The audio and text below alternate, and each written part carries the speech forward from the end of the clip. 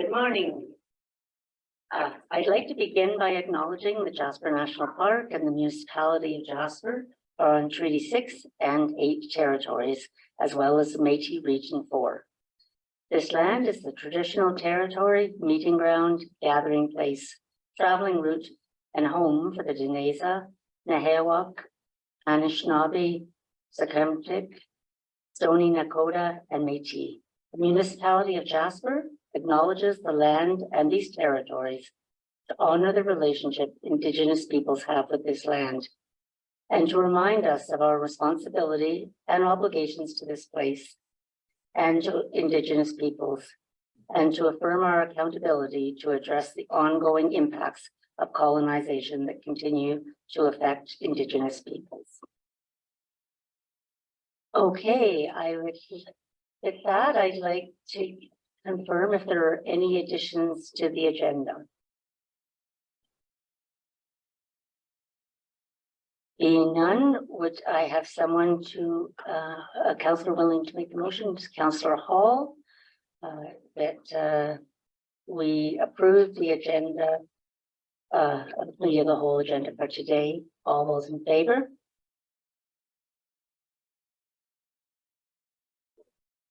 Okay, then the May 23rd Committee of the Whole minutes that were approved June 6, 2023. Is there any business arising from those minutes?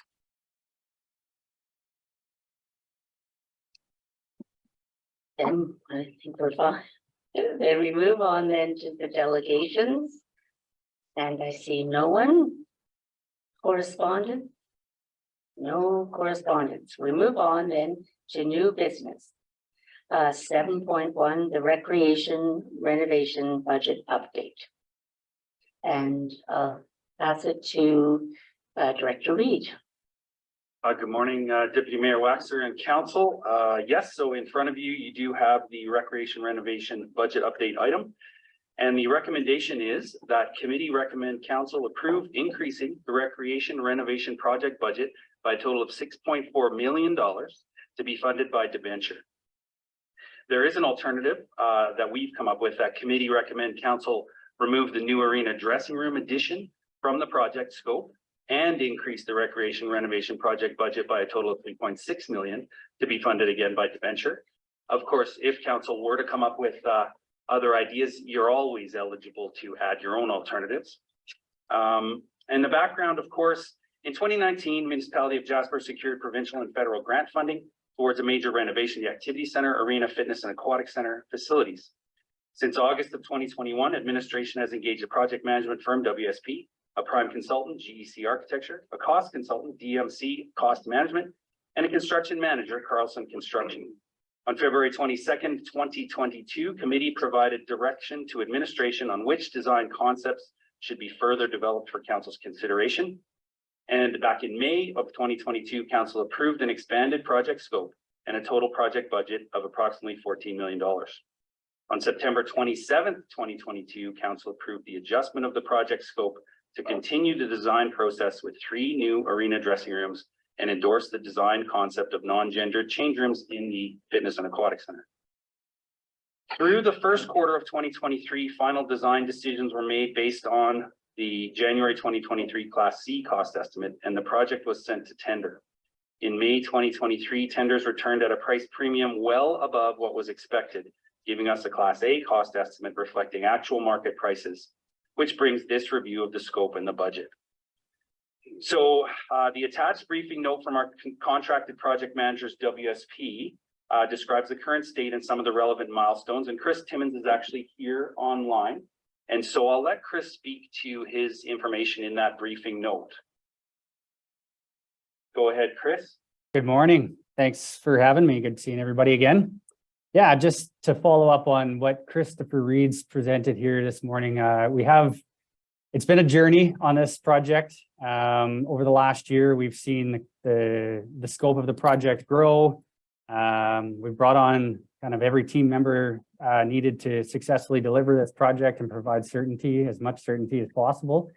And through this process, we've worked through design and ultimately have arrived at a final design for the Jasper Activity Center for a full scope of work that includes a 3 dressing room expansion and an upgraded to the universal change room. So as Christopher had mentioned, we did a lot of design work through 2022, and we got a really good feel from our cost consultant and construction manager at the beginning of this year.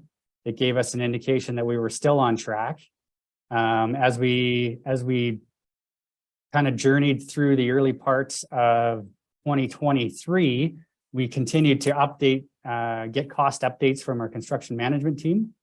And with that, we started seeing some increased costs. So as the costs would increase, or anticipated costs of construction would increase, we would work as a team to kind of start to narrow in, or as they say, value engineer a lot of the items, providing as much, keeping as much scope as possible without sacrificing quality or requirements that the municipality needs out of this project. So we did a lot of value engineering to make sure that we were getting best value, best price and cost value in our design. And like Christopher had mentioned, in May, when we did finally tender this to market, we were all taken aback that the construction costs were that significant, and that far off from what we had been anticipating and tracking throughout the whole design process. So it was a shocker for sure. So at this point, we are just looking for a direction on which way to proceed. I think the team's done a very solid job in making sure that we de-risk this project as much as possible. And the numbers that have been presented in our small cost analysis here today just kind of outlines where those costs have increased over the project. And you'll notice there, the construction costs had a significant jump to our Class A cost estimate. And unfortunately with that, there is a marginal increase to soft costs as well. Our prime consulting team, their contract is a percentage base, which is very standard for a project like this. So that's what is kind of driving the increased soft costs as well. So I hope that kind of covers a bit more of the journey. And yeah, Christopher, if we could turn it back to you, that'd be great. Thank you, Chris Timmins. And I mean, Council, Deputy Mayor and Council, of course, there's going to be opportunity for questions. Mr. Timmins will stay online until you're satisfied that you've received as many of the answers that we can give you. So I'll just keep going until we get to the end, get to questions, if that's all right. So further in the discussion, you know, this, as Mr. Timmins said, it was quite a shocking number. And so, you know, part of the research that WSP as well as us internally administration did. So market conditions have been unpredictable across the province. We have seen this in other cases. Issues such as inflation are generally considered through the cost data estimating process. Inflation itself has been significantly higher than anticipated, and at a time with higher competition for resources across the region. And so that's both material and human. So we do also have unique local market challenges. I think we can all reference housing as an example. And where we can often draw resources from the broader Alberta and Western Canadian market, there's currently a province-wide construction labor shortage. Housing and affordability challenges in Jasper compound the negative pricing effect of these issues. You may remember back in the early part of this year when we presented our update, we did talk about things like local contractor availability. And so we weren't able to activate any local contractors for this project, which means that every contractor is coming from away, which means that every contractor has what's called an LOA, or a living out allowance, sorry. And so that's a factor where we had certainly hoped to be able to capitalize on our local contractors. They're just not available. And so in this chart, additional data, administration conducted a brief scan of similar projects, which is shown in the table below. And it should be noted, we did not find any projects. We didn't actually put the search, any projects under budget, but we didn't find any. We did find these at very quick search. So Edson was building a recreation multi-use facility. They had budgeted a construction budget of 58 million. It came in at 84 million, so 45%. And I also want to highlight an important point that CAO Given makes, which they also only got 2 bids. In the whole industry, a $58 million project or $84 million project would be seen as a good project, but they only got 2 bids. And as you see, we go Canmore had a project, 64%, only 1 bid. Wood Buffalo had a project, 35%, only 2 bids. Lacombe had a project, 98% increase and only 1 bid. And then our project, the Activity Center renovation, 14 million, 45% increase. And this is a construction management project, which means that we're going from multiple bids across the range of sort of contractor groups. So if it's electrical, the construction manager got as many bids as he could. And for electrical, perhaps they got 3 to 6. But some of our trades also, we were only able to get 1 until the construction manager, which is one of the benefits of a construction management process. Construction manager went in, it's Carlson I'm speaking of, they found other people. They sort of beat the trees and said, can you at least look at this and give us a range? And so our number that we have now, we're pretty confident. We call it a Class A. And that confidence is partly due to the fact that Carlson has been working so hard. So as indicated by WSP and shown in the last line of the chart above, our project is over by 6.4 million. There are 3 options. We can add that funding, add additional funding. We can reduce scope or a combination of both. And administration in consultation with the project team and referencing the facility condition assessment reports on hand, believes that the work proposed in this renovation project is largely necessary and relatively urgent. I can give you the example of the change rooms at the pool.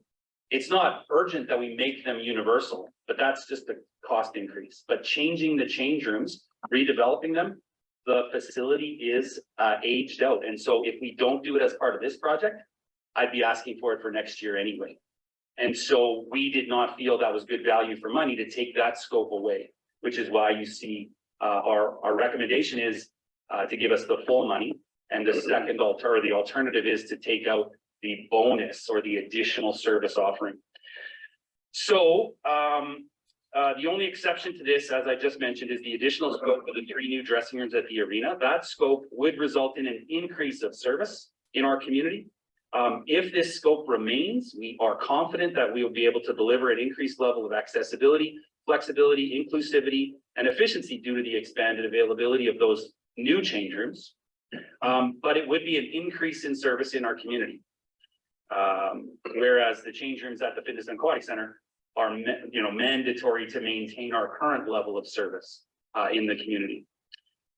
And so while this cost escalation is indeed significant, as shown above, it is consistent with the experience of other municipalities across the province, and administration recommends funding the full scope of work to maximize the value of design, tendering, and planning that's already been done.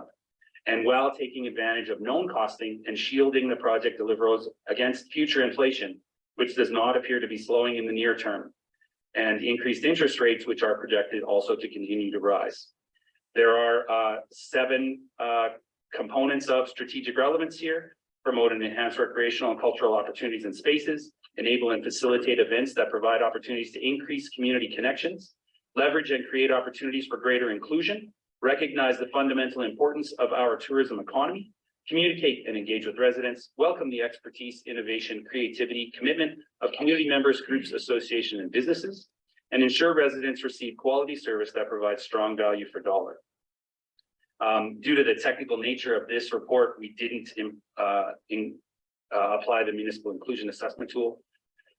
And under financial, and of course, Ms. Malinchuk, Director Malinchuk, is also online and can speak to any questions related to that. But as these improvements are expected to last for more than 20 years, this long lifespan makes debenture financing a suitable way to fund these improvements, because the cost of paying for the improvements gets divided among the future users. Currently, borrowing an additional 6.4 million will result in an additional annual payment of just over $500,000, and annually borrowing an additional 3.8 million would result in additional payments of roughly $300,000. The borrowing for these 2 projects is anticipated to be submitted in late July for September 15th lending date. And that detail is just to show that we wouldn't borrow the money and start paying until we need it. And the debt limit projections have been calculated, and even with this increased borrowing, the municipality will continue to be within limits imposed by the Municipal Government Act. And myself and Mr. Timmons and Director Malinchuk, any of us are available for questions, of course.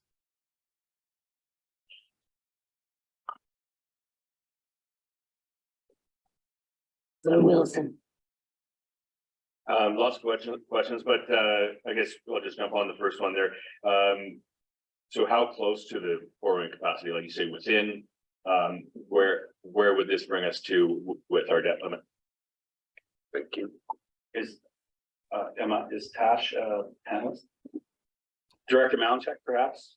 Can you? Thank you. Yes, hi there. I'm just bringing up my document. As you know, I have many.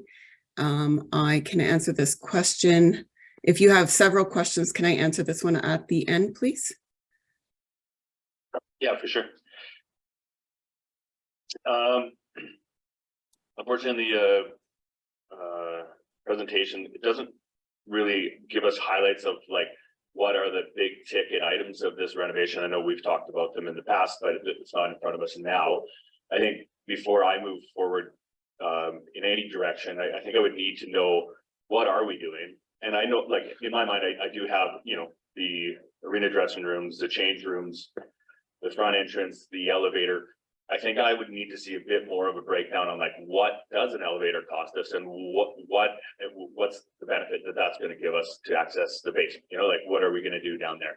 I think we need a lot more information here to just approve 6.4 million increase on a 14 million, which wasn't, I don't think, the initial budget. We were budgeted for quite a bit less there as well. So I'd like to, in the other graph there, it suggests that 14 million is the initial budget, but we had a lower budget before that. So anyway. Deputy Mayor Waxer through to Councillor Wilson, a couple of key things. So in some of our grant funding, some of these anchors are immovable. So the elevator is actually already ordered. So it's not presented as an option, partly because it isn't an option. We are definitely putting in the elevator. It is definitely part of the successful grant application. So there are some hard and fast things like the entryway to the facility that work. It would be very difficult to separate out anything other than the option we've given you.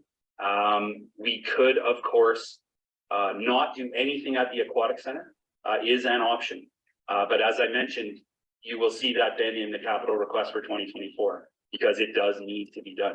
The condition assessments that we have. So to answer your question directly, are there building blocks that are movable? There are. But the whole scope of the project, much of it is definitely happened. So we have to do accessible dressing rooms at the arena. So we can do it by adding the new dressing rooms and not renovating the existing ones. And that would mean we'd have to ask for another million on the 3.8. We'd ask for 4.8. And so the value, I see what you're saying. You didn't get to see how we got here, but administration did sort of, there's very few options right now. And so the options that we have for you are really the options that are worth discussing. But yes, we could do it the other way. We could keep the addition on and not renovate the existing change rooms, and we could ask you for 4.8 million. Or we could not do the aquatic center, and then in 2024, we'll ask you for probably 15% more than we're going to spend on this build to do those. So you see why we didn't present those. They seem like they are problematic. But really, that's all the flexibility we have with this project. Other than you could cancel the whole thing, we would lose. We would lose some deposits. We would certainly lose the sunk costs. You're right. You can always cancel. I'm sorry for being that bossy, but as far as moving the project forward without losing the bulk of those sunk costs we've already sunk, these are the options that we see are possible. How'd that go?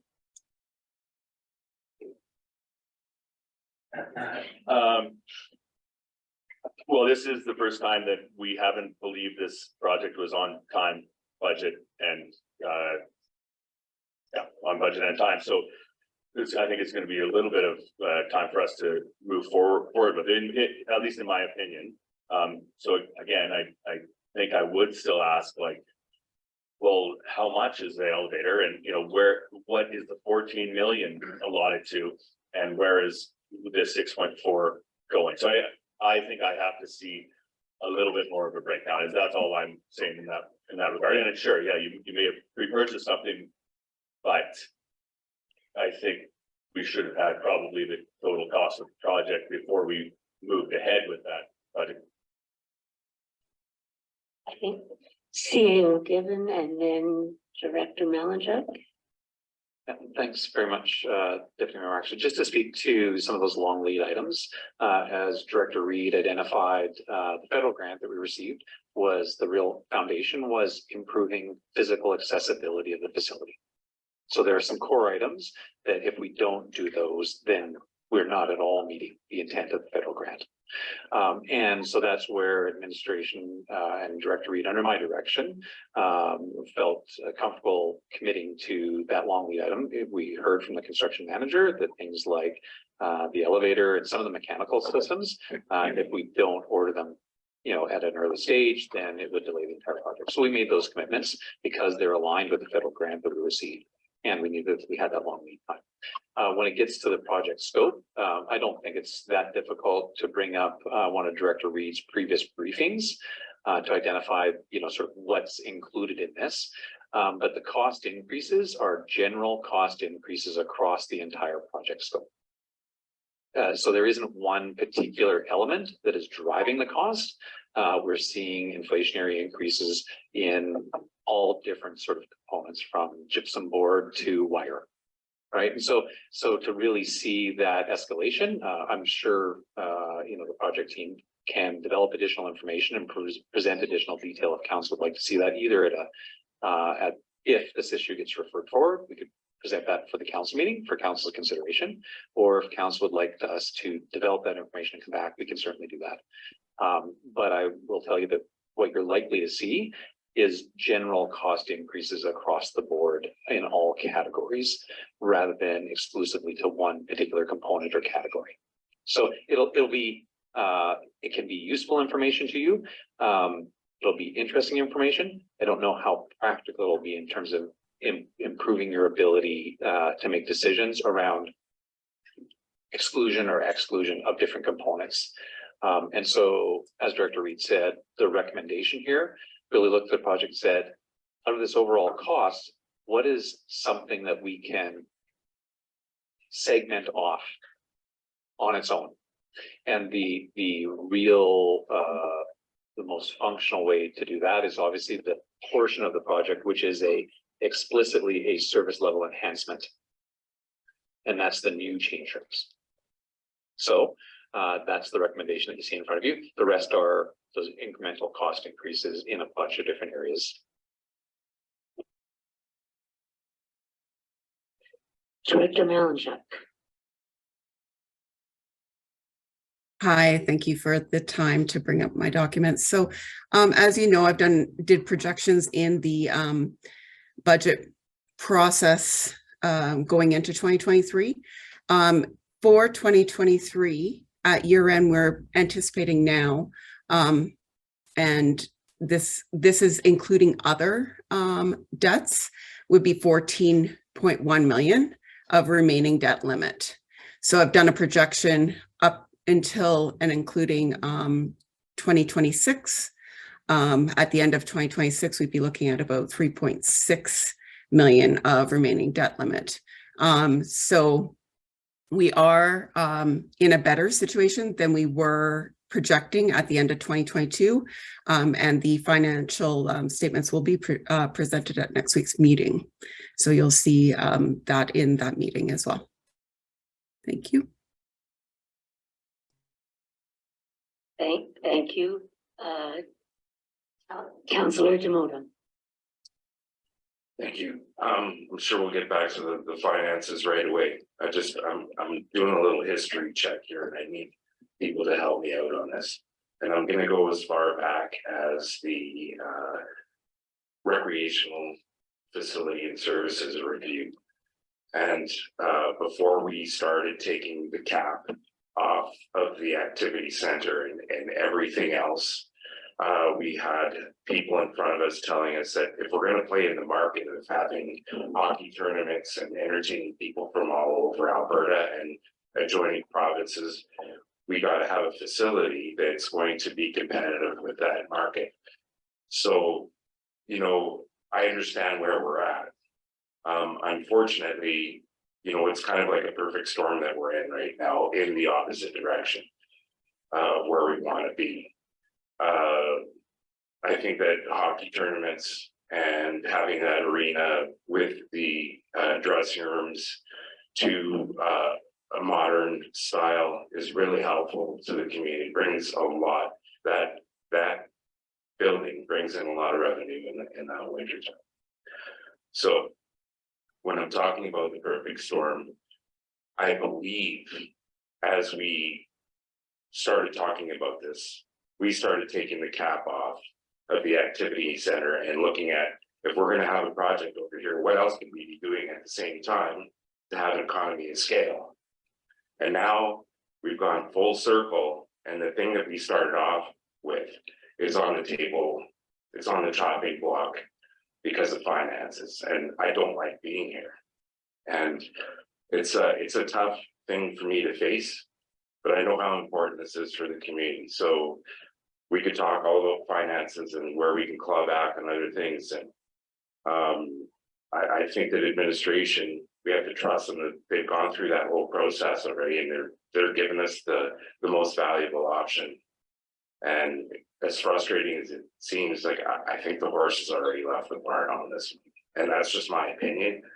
But I'm just one mind here, and I'm looking forward to some more conversation because we've got to come up with a really good solution for the community. And again, is this good for the community as a whole? Yes. Is it the right thing to do? Yes. The problem is the middle part is, what's it going to cost us?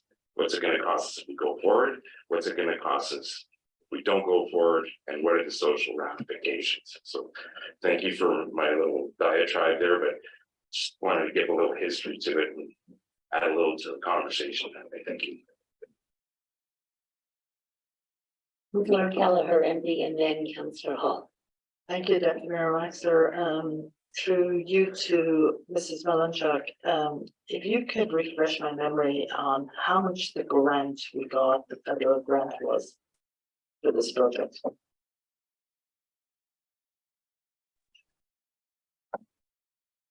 Yes, thank you for the question. Through you, Deputy Mayor, through to Councillor Helen Keller MP. That is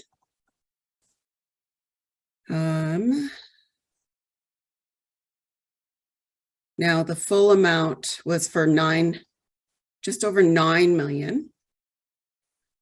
However, there was an ICIP portion and a MSI portion, which equated to 6.7 million. So if I understand, it's 6.7 million or it's 9 million total? The 6.7 was the grant portion. So there was a breakdown of the contributions from each party, being the municipality, the ICIP, as well as the MSIC. So there was 40% from ICIP, and then 33.33% from MSIC, which is the 6.7 million. And then the municipality had to contribute. And also then, being that the project is expanding, we would be contributing more than the 27%, obviously. Okay, so 9 million we have total in grants? Sorry, No. I shouldn't have confused the equation with that. It's 6.7 from ICIP and MSIC. Okay, So that's 6.7, then we take it away from the 20, we're looking at 13.5 million contribution from the municipality of Jasper from our taxpayers, correct? Right, Okay. correct. So for me, we gotta look at what the investment is, like what are we getting in return of this investment? We only have one sheet of ice. We don't have two, so are we going to bring in that much more business again? The other thing is, you know, we don't have a huge tax base here. And it's 5-1 for businesses. So I think we really have to think about what we're doing here, you know, I mean, like. From January to June, you know, I mean, this has gone up $6.4 million. That is a lot of money. That we're putting on our community and for. And I understand paying for it going forward and how that all works, but you know, we're in a kind of a turbulence of time right here, like the fires and everything. Are we all going to be here? We're going to sustain this, you know, it is worrisome. But I am a little confused on the debt limit, Mrs. Malinchuk, if you clarify that for me. Is our current debt limit 14.1 million total right now So- before we add this 6.4? Thank you for the question through Deputy Mayor Waxer. The debt limit for the end of 2022. I'm just bringing up that document again, sorry.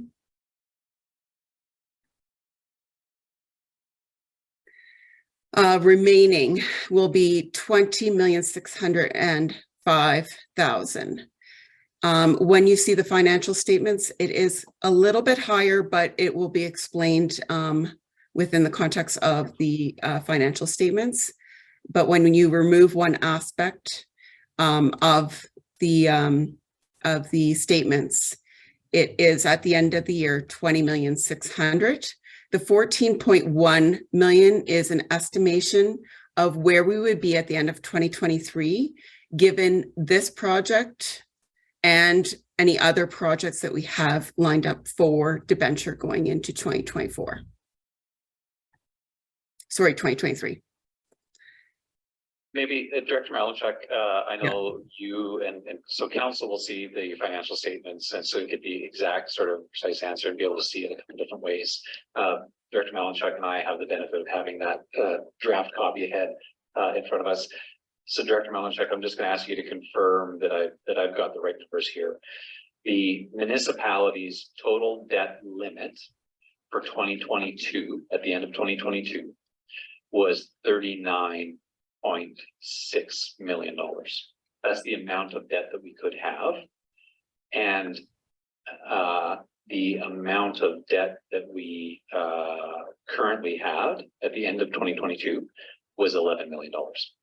So a $39 million debt capacity, debt limit. And at the end of 2022, we had used $11 million. So we have significant debt capacity. Director Malinchuk is obviously also incorporating debt that's planned to be used in 2023 and in future years. But I think your question was, what's our total debt limit? Yeah. 39 million. And at the end of last year, we had only used 11 million of that. So then if we add another 6 million. We're well within our debt limit. Yeah, so it'd be 17 million, 18 million, and. Correct. Okay, thank you for that. Thank you, Mr. Malinchuk. Thank you, CEO Given. If I may, I know that other people are up. Just on that point, for a little clarity, I'm not trying to interrupt, Councillor Hall. I'm just trying to get some clarity on what those numbers mean. Does that mean per annum? Like, or is that the total debt limit we're allowed? So if we take on another $500,000, is that just $500,000 off that 20 or the 39, or is that it's going to be $6 million on top of the 39 that we're allowed? Yeah, no, thank you. Good question. So debt limits for municipalities are calculated two different ways. The total amount of money that you can borrow, and then the total amount of money you can afford to pay per year. And the province has measures for both of those. So I was reporting the total amount of money we could borrow. And if you want to think a bit about a house, which is the easiest way, how big a house could you afford to buy? what's your total mortgage that you could afford to have. And then they also have a number around what your annual mortgage payment you can afford. Right. And so I think your question is the per annum and the 500,000. So again, out of our draft financial statements, our service on debt limit, the municipality can, under the provincial regulations at the end of 2022, the province said that the municipality could afford to have $6.6 million in annual debt servicing costs. So that's how much under provincial regulations our annual mortgage payments are allowed to be. So I know I'm mixing sort of the metaphors there a little bit, but just to make it a little bit easier for the public, the province says the municipality of Jasper is allowed to have debt payments of up to $6.6 million per year. And as Director Malinchuk reported and is in our RFP, the total increased amount would add just over $500,000 of payments per year. So again, well within and I think the question would be, what's our current amount of unused payments? $5.5 million. So we have a payment capacity of $6.6 million. And today we're only using at the end of 2022, we're only using approximately $1 million of that capacity. So again, well within the provincially mandated limits, like very well within. That's perfect. Councillor Hall. Thank you, Deputy Mayor. I'm just going to go back to Councillor Demota's comments earlier, and I do share his sentiment as someone who has had kids in hockey and have played hockey. From my experience, our arena is old, our dressing rooms are old, and I would probably guess if you were in a wheelchair and wanted to play some wheelchair hockey, you probably couldn't, because you couldn't get into the dressing rooms. As an adult, a female adult who has played in men's leagues, I've definitely been in some incredibly uncomfortable positions in the dressing rooms. It's a lot of money. I have a couple of questions about the venture. Can we spread the payments out over a longer time, or is that legislated that they have to be a certain time? Does interest rates fluctuate, or do you lock in? And can debt limit ever change? Like, is that a thing that municipalities can apply for if you needed to? Director Malinchuk, maybe I'll handle those if I could, just at least the last one. The municipality's debt limit is calculated based on the municipality's revenue. So it changes every year based on how much we bring in all forms of revenue, and our debt limit changes because it has in relation to that. It's simply a function of that calculation. So it's not a fixed number, and as the municipality's revenue grows, our debt limit increases. Dr. Malinchuk, I'll pass it over to you for the question about the term that we can spread the borrowing over. Yes, thank you. Through Deputy Mayor through to Councillor Hall. Sorry, I was a bit put off there. Sorry. So the term that I based the recreation renovation is off of 20 years, and it can be increased. The interest rate is locked in. It does not fluctuate or change every 5 years like you would be looking at with a mortgage, say. And yes, Mr. Given is completely correct in that it changes every year annually based on the revenue. And this year, at the end of 2022, we recognize because we accrue revenue, and there was a local improvement. There was more revenue brought in, and the number is quite significantly higher. So I brought that number out because that number won't be reflected into 2023. So I brought that out of the equation so that we would be accurate and know better on what we would be going forward. So it was $5.2 million. So I did do that calculation to make sure that we would still be on par going forward. Councillor Hall, just another follow-up question about the cost. This might be directed at, and I apologize if I forget his name, that's on the Zoom, but do you anticipate, I mean, Councillor Calampi had a great point, this has gone up $7 million in the last 6 months, will it go up another $7 million in the next 6 months? Deputy Mayor Waxer, maybe, I'd like to handle that if I can, because, we actually have an image that can help council. So first off, the answer is, no, this is construction pricing. So this is the actual price from trades. Now, the project does have a contingency because what we've essentially done is gone through and said, well, we don't know exactly what the market will charge. We know now, we know exactly what stuff we need. We know how much wire we need. We know how much gypsum board we need. Like, we know all those things in detail. We've gone to the market. They've given us price on those very specific things. So that's all known now. We do still have a construction contingency because once you get in there, there may be some stuff that you didn't know anything about, right? And so we need to have that flexibility. But if I can, I would just like to share my screen. And this is an item from GEC's report to council in April of 2022. And this is how construction cost estimates, I'll just zoom that in a little bit for everybody, how construction cost estimates vary over time. And I don't know, Emma, if you can move our little sort of participant panel, because it's sort of covering a part of the graph that I'd like to show. But you'll see back in April of 2022, we were here in a class 4 estimate stage where the design was not very mature and where there we go. Thanks, Director Eden. If you can just minimize that. The design was not particularly mature. We hadn't yet brought on a construction manager and we hadn't yet gone out to market. This is where we are today on the very right-hand side. We have gone to market. We know exactly the length of wire and the amount of pipe that we need, and we've got market pricing that is only good for a certain period of time. That's our level of confidence in this.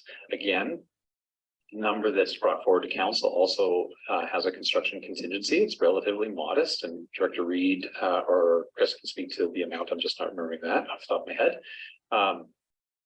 But we are very confident that this is the cost of the stuff that we need to buy. It's possible that there's something that we find out that we didn't know that we needed to buy, or that there's some site condition or some other factor that leads to some variance. But in terms of the things that we can know today, we have a very high level of confidence because these are the prices from the people that said, yes, if you tell me in the next 30 days, I will do that job for you for that exact price.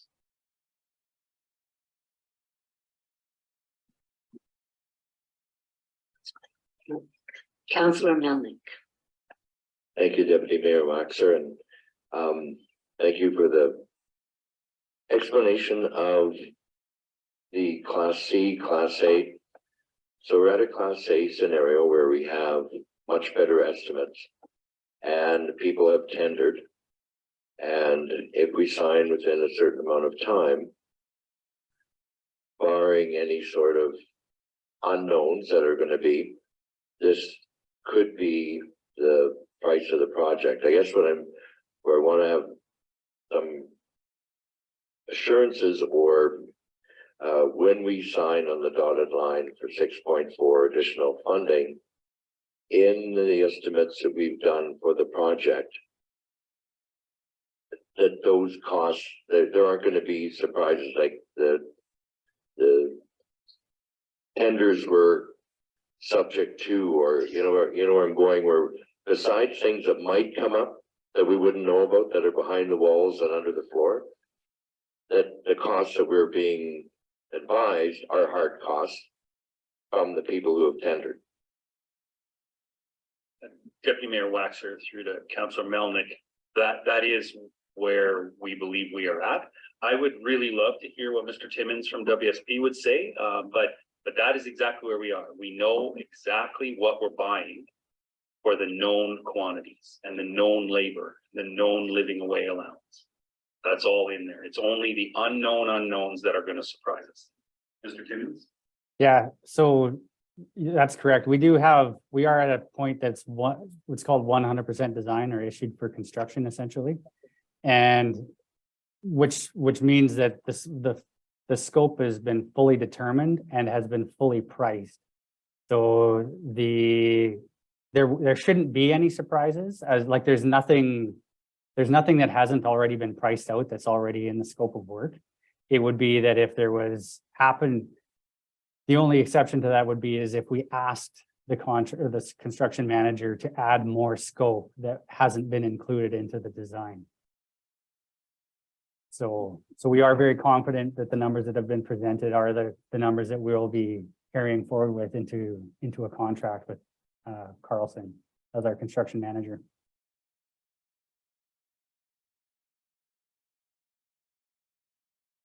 Councillor Melnick. Thank you, and I appreciate the answer, Chris. I guess if there was opportunities during the construction to also remove items to reduce cost, is that also possible, even though we've signed the contracts with various trades and so on? In other words, if there are ways to reduce cost while we're actually, pounding away at the building and making the various changes, is that still possible as well? I think there's a lot tied into the price that we have now. I think the only way of really reducing costs from here through the construction process is reducing the scope of work that's involved. I think our construction management team has helped us tremendously in finding best value in the products and the manufacturers to get to a place that we are where, like I said, we have the desired scope of work, but we're not sacrificing the quality or the end user's expectations. So I think we've already kind of value engineered it as much as we can to this point, and I think it would be very difficult to do much more value engineering through construction. And the uniqueness of this project is there's a lot of shared systems between the facilities. So to do something to one area and not do it to the others, it can be tricky. Don't hold me to it as what that example is right now, but there's a lot of interdependencies amongst this collective facility that, you kind of have to do all the electrical, where you have to change all of these panels to make, in this area to make something work over there, right? So. Still given. Deputy Mayor Waxer, just to put a fine point on it, Councillor Malnick asked, is there an opportunity to reduce the cost? If we move forward from this point, could we do additional work to reduce the cost? And I think the answer to that is no.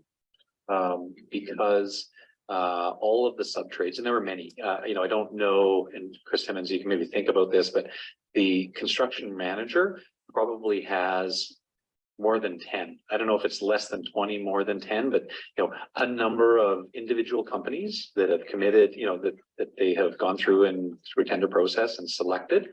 And once we award the work, those companies will start allocating, buying equipment and materials, allocating labor.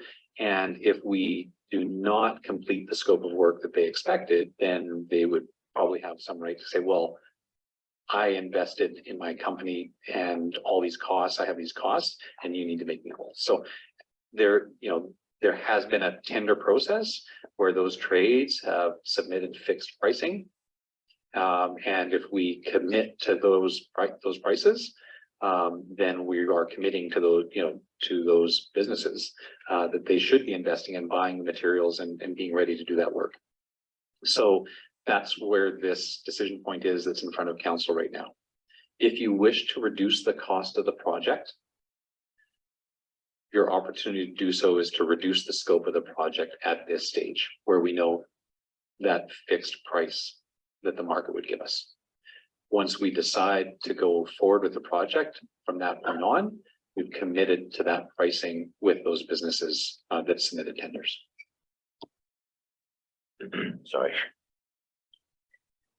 Councillor Melnick. Well, I've got the mic. I'll make the last couple of points. So we did talk about our debt projections, and I just wanted to ensure because I'm looking at what we received at the end of budget, year 2022 for budget 2023, 24, 25. I just want to make sure that adding the 6.4 million still allows us to add the $5 million over 2023, 2024 for housing development. And we also have down the road some other recreation renovation money, but this is in addition to what we have seen in these debt projections. I think I'm looking at the same thing that maybe Director Malinchuk and CAO Given have been looking at, that we're adding 6.4 million to these debt projections.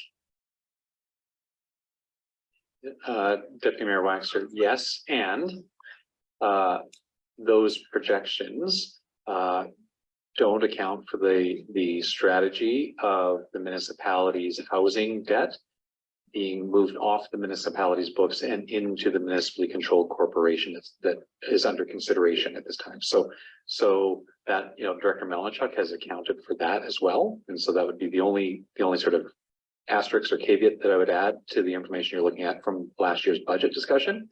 At budget, council committed $5 million to housing. And as council knows, the strategy there is that the municipality won't hold that debt forever. Should council choose to form the municipally controlled corporation, that debt will go off of our books and onto the municipally controlled corporation and won't count against our debt. And my last item for confirmation, based on the 20-year amortization of the 6.4 million, we now need to account for another $520,000 per year in our annual budgets.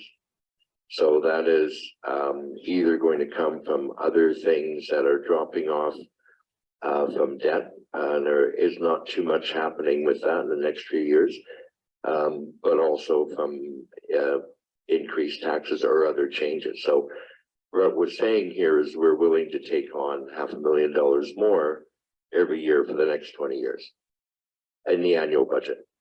That's correct. Councillor Kelleher MP.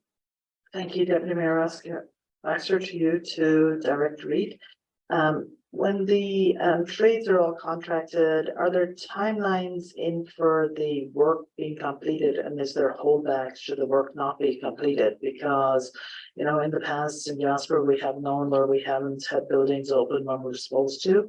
And I think it's very important that we have a timeline on the completion of the work, that if it's not completed, that we're not coming back saying we need more money to complete it, that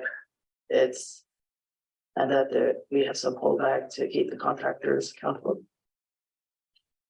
I'll thank you, Deputy Mayor Waxer, through to Councillor Kelleher MP. I'll do a short intro. Two things. One, yes, there are holdbacks with the contract. There aren't performance penalties though. And in my experience, and I'll ask Mr. Timmins to add in his 2 points or his points as well, but in my experience, when you add penalties, you just price that in advance. So we didn't contemplate that. And with the construction management system, it is more holistic. The project is done in a more holistic way. And it is still a 12-month project at this time. Mr. Timmins, do you have anything to add to that? No, you Okay. captured it really well. Thanks, Christopher. Okay. Thank you for that. And I have one more question. So the labor, you're saying that we have to bring in labor from across Alberta. How are we going to house the labor in Jasper? So Deputy Mayor Waxer, through to Councillor Kelleher MP, we are not. We did contemplate work camp. We did discuss with Parks Canada whether or not that camp that they use was available. We did contemplate even asking council to buy a house just to use for this project. We contemplated many aspects, but we are not doing any of the housing of these visitors to our community. They have priced that into their numbers, and that is definitely one of the reasons why that number is so high.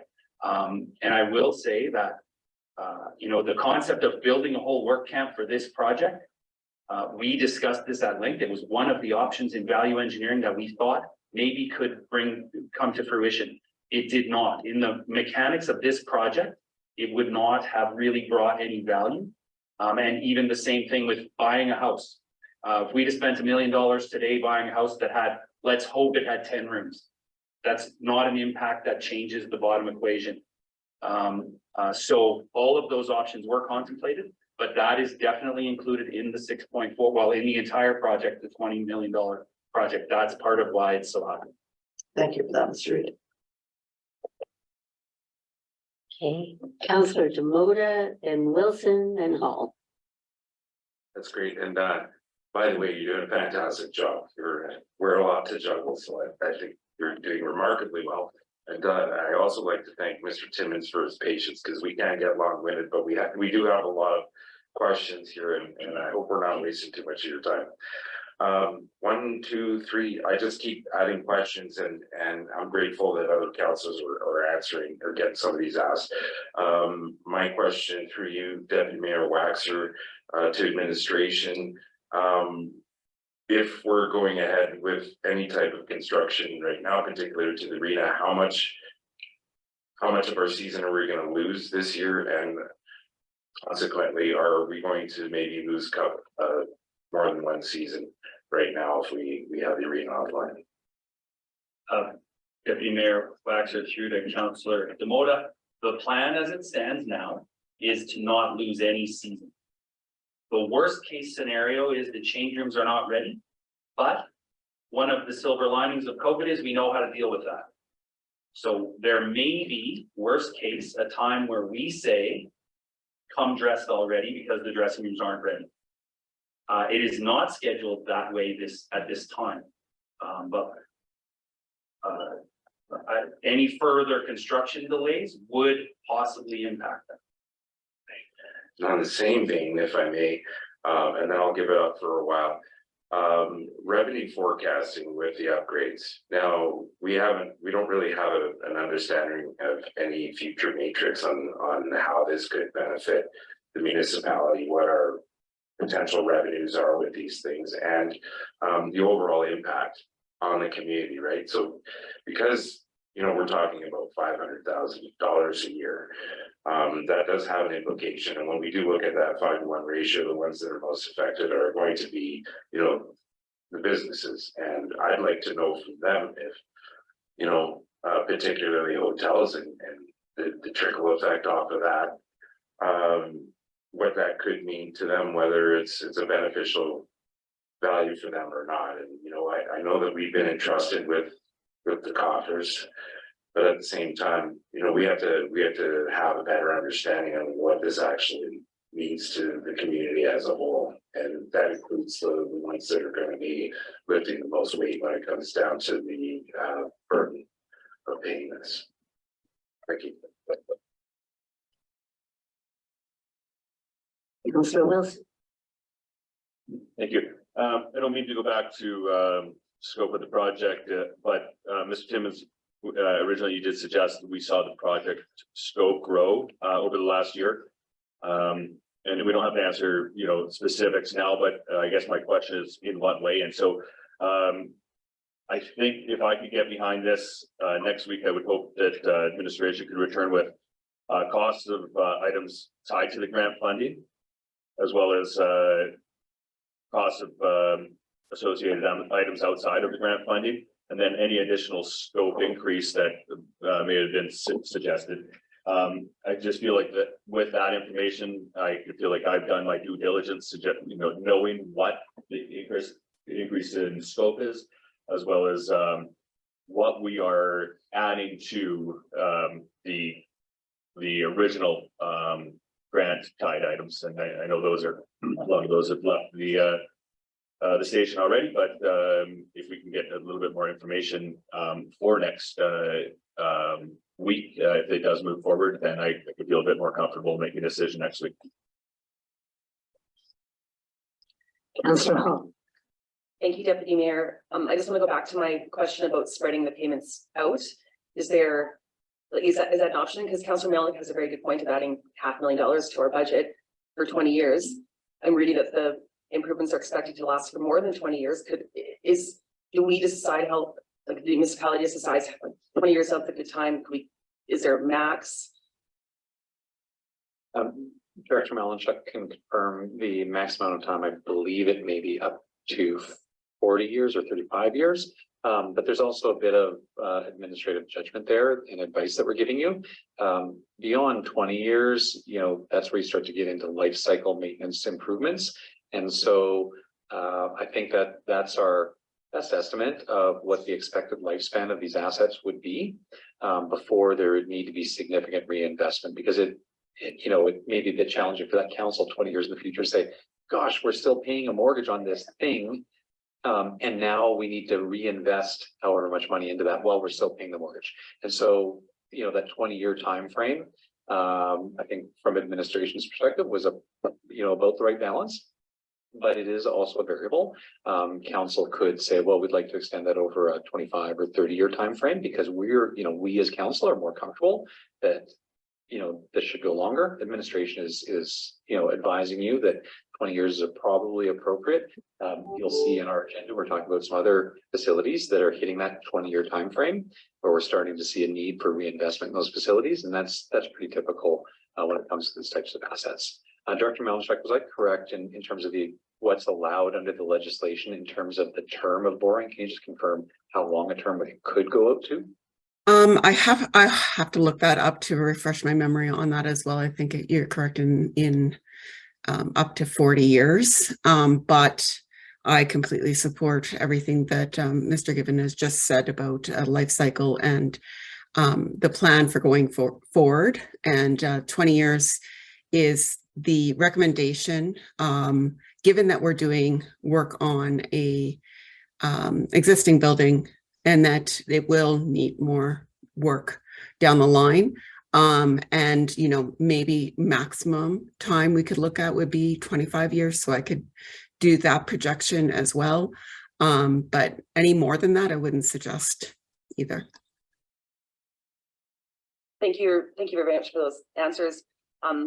Like $500 million seems like, it does seem like a lot of money to add to our budget. However, I do know we have paid parking money that comes in, and it's, to me, and I always go back to Councillor Waxer in the fall, it's public money, it belongs to the community, every single resident, and it is a source that we have that we haven't had before, and I'm very excited to see where it lands in the fall.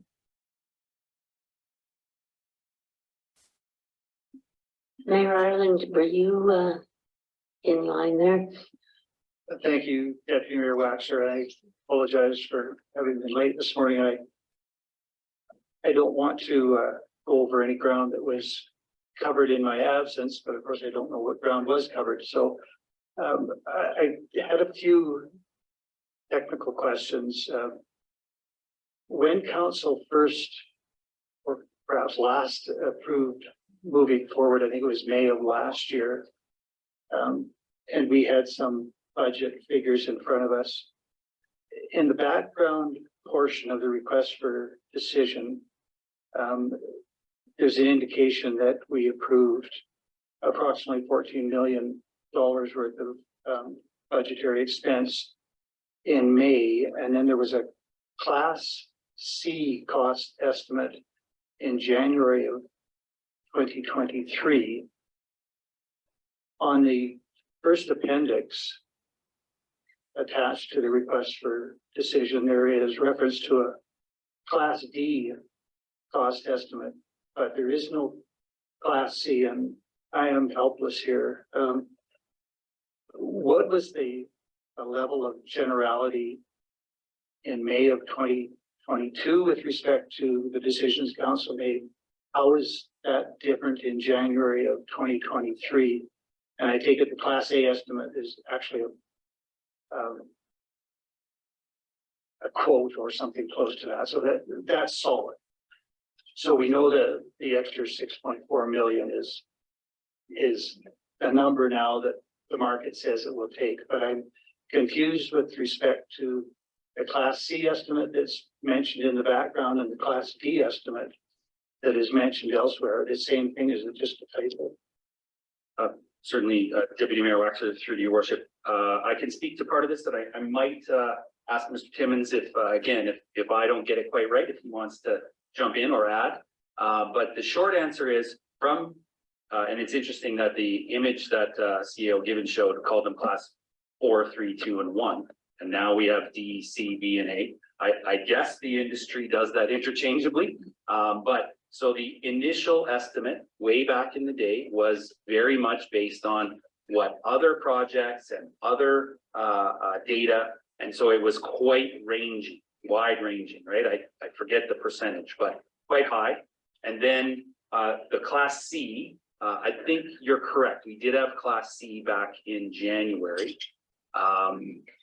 And so that may be a typo that I'll have to check on. But the idea that Class C starts to narrow it, at the time we got the Class C and the Class B, we started working hard on the value engineering. So how do we make this number stay at 14.1 without compromising the project? And so the reason that we didn't really sort of show those from my perspective is we didn't really ever settle on them. We didn't really ever stop at a point to say, let's go to council and give them the Class C or the Class B, because we were constantly reworking the project. And you may remember when I presented that remember my phrase, my caveat about market conditions and other influences may change the price of this project. That's because we could see that there were challenges and we were working through those challenges. We did expect that on tender, the number would have been closer to what we thought we were going to get. It was not. Mr. Timmons? Yeah, you did really well. Great job. And to add to that, I think the typo was mine on the briefing that WSP provided. That should be a Class C. The Class D cost estimate, Mayor Allen, was what we in fact presented to council in 2022 for the 14 million. And at that time, a Class D cost estimate, and that's being generous because the level of detail that we had with a kind of a concept schematic design was very limited, and it was almost an order of magnitude cost estimate at that point. Just to get us, we needed something to work with. But as we worked through 2022 and we landed in January of 2023 and went out and got our cost estimate, where there was quite a bit more detail to the design that could better inform the cost estimate. So it does cost estimates always get better with the more detail you get. And as Christopher had said, there was a period of flux between our Class C and our Class A where we were constantly evaluating the different items within the project of how we could squeeze the most juice out of the fruit that we had there to get best value for this project. And there was never a point where it was like, okay, here we go, this is where we're at. It's not until we really went to tender that we're very confident in the numbers that we had for the design development that we were at as well.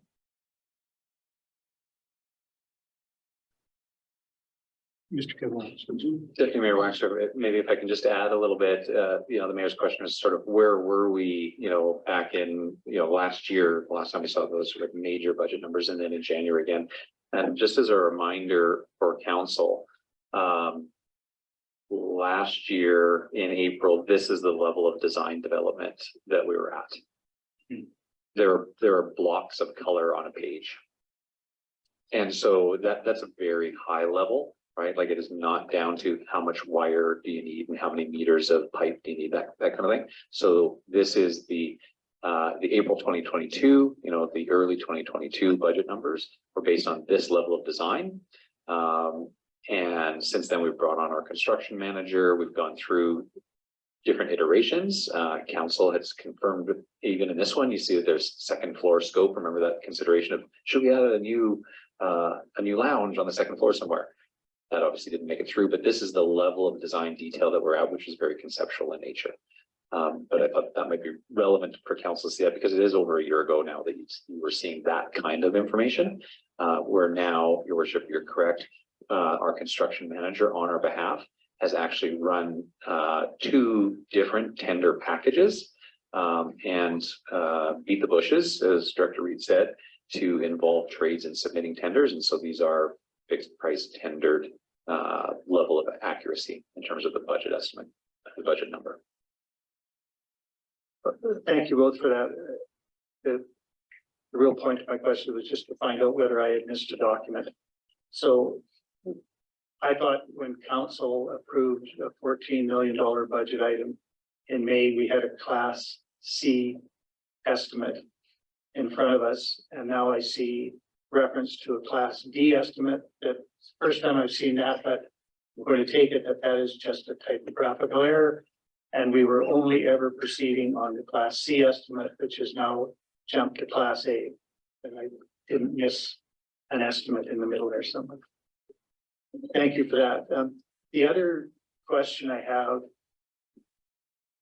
again, in the request for decision on the second page in the middle couple of paragraphs, administration speaks about service levels, and most of the work is to maintain current service levels. And the 3 dressing rooms, the new dressing rooms, would be an enhancement to service levels. Can you also make a correlation between any potential new revenue between those same classes of improvements? That is, if we were to drop the enhancement, would we also be foregoing a revenue opportunity? Are those new assets tied to increased revenue? That it follows up on Councillor Demota's question earlier. Director Reid. Deputy Mayor Wagner, through to your worship and council, anecdotally, yes, we believe that there are other groups that may find our facility more appealing when there is more flexibility with dressing rooms. We do not have any quotes or bids. I did just speak with a few people yesterday who indicated that our facility is appealing with the service level we have now. And that additional flexibility might mean a tournament of 8 becomes a tournament of 12. But these are all mights and only conversations, nothing booked. And we have not had anybody say, I wouldn't come until you had more dressing rooms. So I am not saying that there's a market waiting for us to add these dressing rooms. There is a current flexibility challenge with especially our own littles, our smallest hockey players. They are now double on the ice at the same time because of what I will tell you is a great sporting model of progressions. So we put twice as many teams on the ice when they are small. That is a dressing room challenge. And so will we be able to accommodate with more flexibility the additional dressing rooms? That's why administration is asking for them. For the next 20 years, will those dressing rooms get good use? They absolutely will. I can guarantee that. Are they mandatory? They are not mandatory. Thank you for that. And my final question, if I may, Deputy Mayor Waxer, to Mr. Given, and you were giving an answer, I think, when I first arrived, but I just want to clarify your view that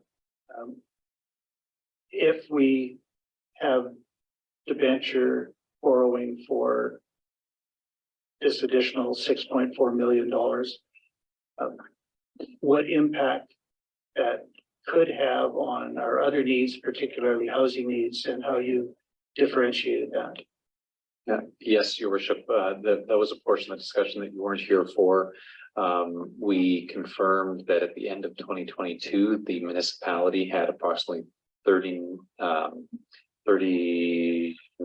million in debt capacity, and of which we had a significant amount still available. And a portion of our projected use of debt is the $5 million that council committed for housing. And what I was discussing when you came in is that a portion of that strategy is that debt would not stay on the municipality's books, subject to the development of the municipally controlled corporation. If council approves the development that structure, the municipality would move that $5 million of debt that right now we're currently forecasting to be on our books off. It would be in the municipally controlled corporation. That capacity, that would increase the capacity of the municipality itself for projects like this. Thank you for that. Sorry to go over ground that was covered. Thank you, Deputy Mayor Waxer. We'll move on then to Councillor Melnick and Hall and Demoda. Well done. Thank you. I just in response to Councillor Hall's question about amortization, if we were to go from 20 years to 30 years, the 520 would drop to about 425, but we would add $4 million in interest over that extra 10 years.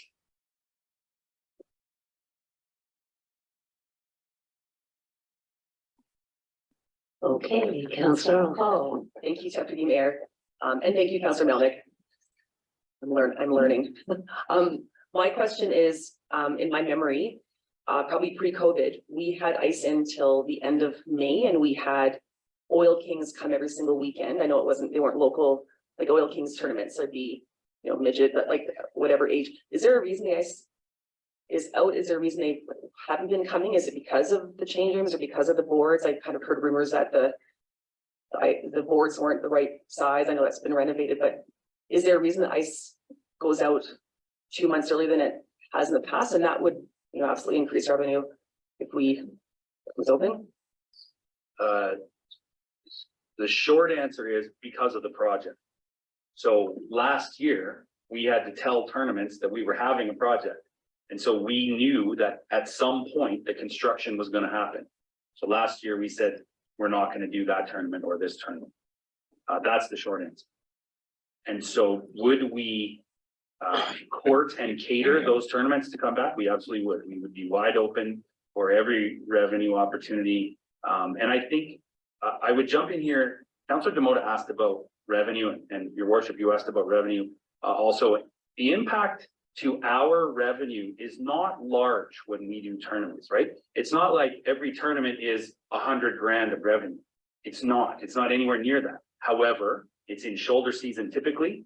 And we do know that those people that come for the tournament often bring family, often bring revenue to everyone else in the community. So as with much of our operation, we don't do it for the money, we do it to quote your worship, for the value. We know that impact on that weekend when maybe there was nothing else happening is worth doing. So we will definitely bring as many of those in as we can. And do I think the flexibility, we on the administrative side believe the flexibility will allow us to get different opportunities? Yes, we do. So what I understand is it hasn't been happening because of this renovation project. Because I agree with you that, for a small team of 20, they probably bring 100 people that stay in hotels and eat in our restaurants and buy from a candy store and purchase clothing. And and I know business owners and in Jasper love winter hockey tournaments. Councillor Demoda. You know who doesn't like winter hockey tournaments? People that run scale operations, because they're in competition with the rooms, right? So that's always a heavy one to contend with. Thank you, Deputy Mayor. What I'm looking at, with the information that we have in front of us, we have a few communities with projects that are shown here with cost overruns and stuff, and those are just current things where we're lifting the shell and seeing what's happening in other communities. Part of me, when I read that, was interested in understanding completed projects in similar communities and seeing what got completed last year and this year, and where did they start out, and are there similar ratios? I know that, we talked about inflation, but inflation right now is half of what it was last year in the market. But comparatively, when you're looking at goods, the prices on goods have gone up, the costs on goods have gone up. So there's different comparators there. But I'm just curious to see what those cost overruns were. And, I'm also curious about this building, the aquatic center, and other major projects that we've had completed. I don't have the information in front of me I was looking for where we started and then where we ended up, because I'm willing to bet that those ratios are quite similar. And I'm just wondering if those things are ever taken into consideration when we're looking at RFPs, because of our setting here is what this project might not cost as much, and it won't cost as much if we were in closer proximity to a major urban center, right? So, again, I guess I'm just making anecdotal comments, but I mean, this is the kind of information that would be helpful to me too. Lastly, because I have the microphone here and if Ms. Malinchak is available, or maybe the CAO can answer this question. I thank you to Councillor Malik for bringing up the budget documents. I'm looking at the documents here and I'm just trying to look at what's going to come offline in the near future. Because if we're going to take on an extra $500,000 a year, are there things that are coming off that could make this a little bit more, you know, affordably understanding in the community, right? So we're not incrementally adding 500,000 every year when we've got other things coming off. So, you know, I'd like to know where we can kind of soften this blow as we go forward. Does that make any sense? Councillor, or sorry, through you, Deputy Mayor, through to Councillor Demoda. Sorry, I'm having problems today. So we do have a couple projects coming offline, and for instance, wastewater treatment plant improvement was issued in 2002. That'll come offline in 2024. And then we have a small one coming off in 2023 for this year for $50,000 through CMHC. And then we have another one that we took out for the wastewater treatment plant improvement in 2024 that actually discontinued in 2022. So yes, there will be some debenture payment reduction in future years due to those ones coming offline. And that has always worked within the budget when we're bringing it forward as well. So just to finish that up, is when I look at $500,000, automatically I go straight to the annual requisition or tax requisition to our stakeholders, if I can use that term. So, so I'm not $100,000 right now kind of represents 1%. So I automatically felt, oh crap, here we go. It's going to be an automatic 5% increase on top of what other things we need to provide services in the community. But that might not be the case. Right, okay, so I got a nod. That's all I need. Yes, correct. Yeah, that's correct, because the municipality does have these expiring debentures, essentially paid off the mortgage. Unlike most households, the municipality maintains multiple mortgages at the same time and they expire at different times. So when you look at the amount that the municipality will be paying in mortgage payments in any one year, it fluctuates because some mortgages get paid off. And Director Malinchak identified at least 3 of those that will be paid off in the next couple of years. And so the actual impact to the municipality in terms of increase is not that full $500,000 above what we're currently paying, because of some of those payments will be expiring.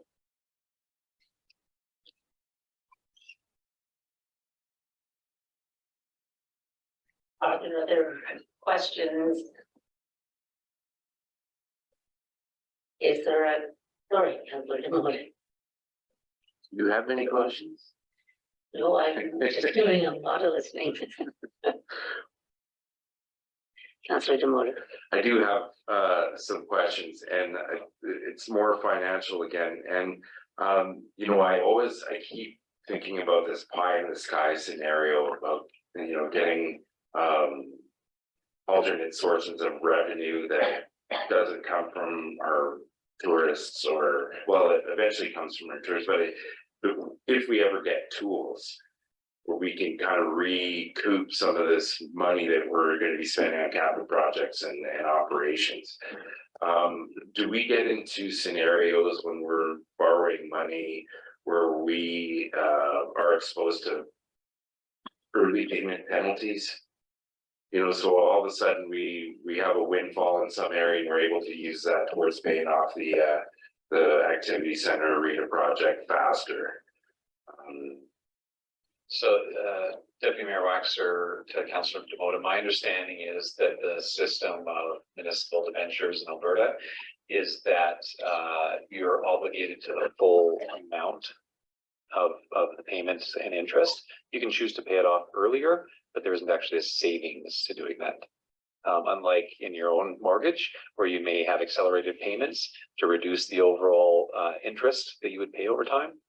I don't believe the municipality has that option. We can choose to, pay off a mortgage per se, but it doesn't have a interest savings benefit. Director Malinchuk, did I get that correct?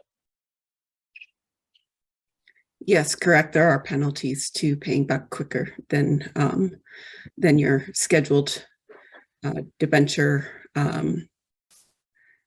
expiry date.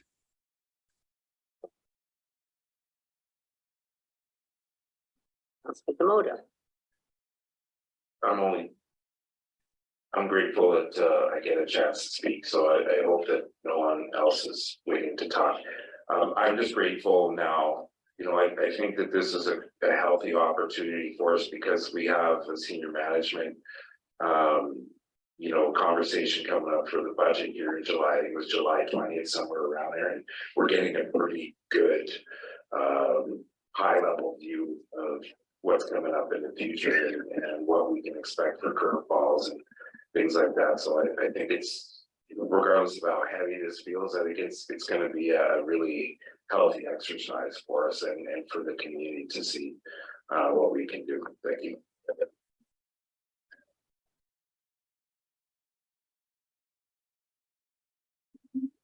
Any further questions?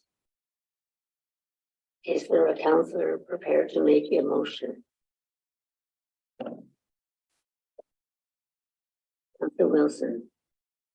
I'd make the motion that council or committee direct administration to return to next council meeting with a list of costs of items tied to grant funding for the renovation. So just really like we're looking for highlighted big ticket items, as well as costs associated with items outside of the grants funding scope.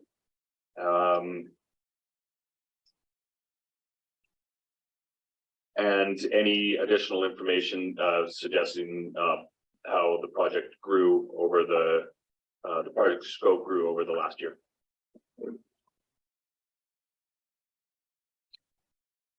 Yeah, okay. Just want to confirm, was that to the next council meeting or the next committee of the whole? I guess it's up to you. I know you probably want to move forward with the project sooner rather than later. So if you're able to do the work for the next week, I'm fine with that. I'm not sure if there's another council member that's going to make another motion. So I guess it's really tied to when it's coming back in front of us. Yeah, administration can certainly prepare that information, bring it to the next council meeting. And we're happy to move at whatever pace council's comfortable. I think constraint there is that I don't have at hand how long the pricing that our construction manager got through the tender process is valid. And so I'd want to be careful about sort of bumping up against that. If there's additional information that council feels that they need in order to put them in a place to be able to make a decision, we're happy to turn that around as quick as possible so that you can be in a position to consider making a decision as soon as possible. If it ends up that wasn't the right information or there's additional information, then obviously council can give us that direction. But from the administration perspective, we'll turn around that information as quick as possible so that we have the best opportunity to meet the timelines around the tendering process. Any debate? Councillor Demoda. Well, I like where Councillor Wilson's going, and I'll support that motion at committee level, because I think when you're looking at a 42 or 45% increase in kind of a project overrun in our minds, that's a lot to contemplate even within 7 days. But I'd like to see some of that information, because that'll be helpful, and I understand that the longer we wait, the prices might go up again, but referring back to the perfect storm, well, this could come at a worse time.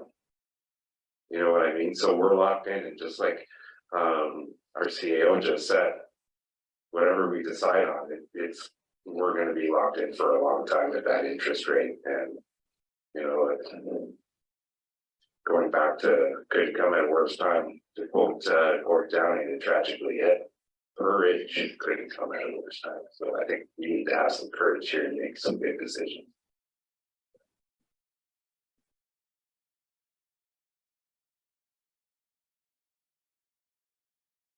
Mayor Ireland. Thank you, Deputy Mayor Waxer. And perhaps not real debate on the motion. And again, I missed some of the earlier conversation, but with a request for additional information, how do you see that changing our position? So some items are funded by grants and some are not. But it seems to me at the end of the day, there is going to be a shortfall of $6.4 million. And so getting better details, how does that change council's decision-making challenge? Councillor Wilson. Well, it would give me peace of mind that we're spending money in the right on the right things. I don't want to chase away the grant funding, but I don't support $6.4 million increase. So I just want to know where we are spending that, and yeah, I don't know if I can support it with the information that's in front of me at this point. I'd also like to suggest that I've gone back to and through some of the meeting minutes, and on July 19th, we awarded pre-construction services to Carlson Construction in an attempt for to gain synergies and savings. Like the quote, we're paying a 22.9% construction management fee to Carlson, and it suggests that once they can begin actively work on a project, to find synergies and begin to identify savings for the work, that construction management fee may be reduced. But I'm not sure that construction management fee is reduced, or and of course they didn't find any savings. So I'd like to, I just need to be a bit more transparent in where that money is going. Thank you for that.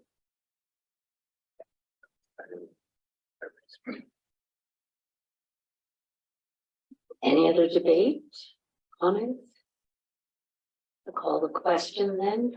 All in favor? Unanimous? Are there any other motions?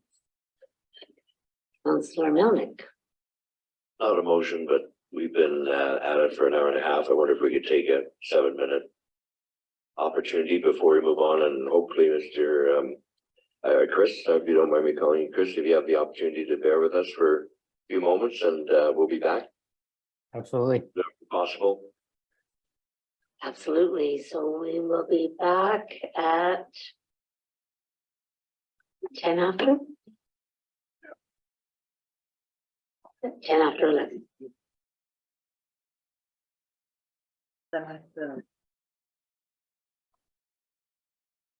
We're back. I think we left it as was there another councillor who would like to make another motion? There are. Thank you, Deputy Mayor Waxer. Just for clarity, and if it's necessary, subject to the information that we receive next week based on previous motion, I would still like it to be clear that council, with that additional information, could be in a position to make a decision on this and not delay further. So if it is in order, I would move that the request for decision presented today be returned to council for the June 20th, 2023 regular council meeting. Just so it's clear that this request for decision, although it would no longer be a recommendation that committee recommend, it would be a recommendation that council approve with the alternative, but that it be on our agenda for next week for a decision, subject to whatever other information we might receive based on the previous motion. And I might ask, would it in any event, Mr. Given, come forward? Your worship, no, it wouldn't. I mean, I think that is sort of maybe assumed in the motion that was just passed, but it would be worthwhile to have council specifically direct this request for decision to be presented at the next regular council meeting. And I'll make that motion cognizant of your remarks that the bid that we have now will not last forever. And so there's some urgency for council to make a decision, and I respect the need for additional information, but once it's there, I'm not sure that we need to sit on it for very long. So hence my motion. Just check, Emma, that you're clear. Okay, any debate? Councillor Demoda. I don't know if it's an item for debate for me. I'm just, because we're making this halfway through our budget season for 2023, and the first payments don't come out till 2024. I guess I'm just curious to what kind of interest rate we're going to be succumb to, and do we normally lock in other floating rate options and that kind of stuff? Like those are helpful things. And I guess the other part is right now when we're looking at it, we don't have the 24 budget in front of us, but I'd like to know what kind of impact that's going to have next year, you know, because we're talking about $500,000 a year. And is that really 500,000?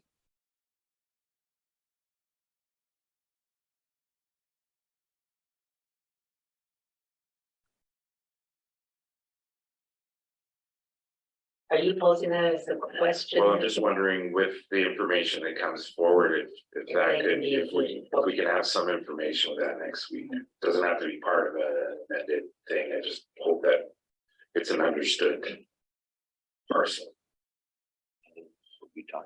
Yeah. Thank you for the clarity. Any other comments, debate, questions? I'll call the question then. All in favor? Motion carried. And we move on to, Sorry to prevent you from moving on, Deputy Mayor Waxer. I just want to be clear. Councillor Demoda's last comments were a request, I thought, for additional information that was contained in the motion from Councillor Wilson. And I just want to be clear that it is the will of council directing administration to bring on that additional information. If it's clear to council that that's what they want, and it's clear to administration that that's what's required, then we're fine. But if we need a motion, I think we should be clear. I just don't want to be in a position. I'm sorry? I made a motion. I know you made a motion, but it didn't include elements of how this is going to impact next year's budget, did it? But that was a request from Councillor Demoda, and he wants to wrap that request into your motion, but I don't think it fits necessarily. But if administration understands that that's part of council's request, then I think we're fine.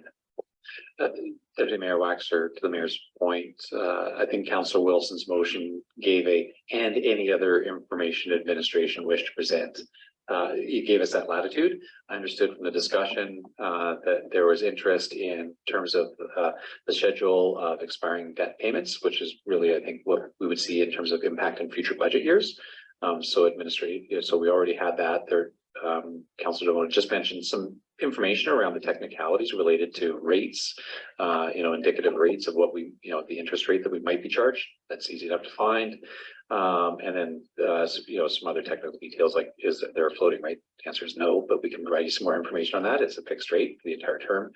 And then there was some question about, Councillor Wilson's main point was, grant focused items or the core scope versus additional elements. And the last time we talked about this, was council scope. So I think we've captured most of the discussion, and administration. Director Reed and I have already had a discussion about our turnaround time on that. We don't foresee any problems providing something to address most of the points that were raised here, to give you a little bit more insight. So no, I think we've got the direction that we need and we're comfortable that we understand what council is looking for.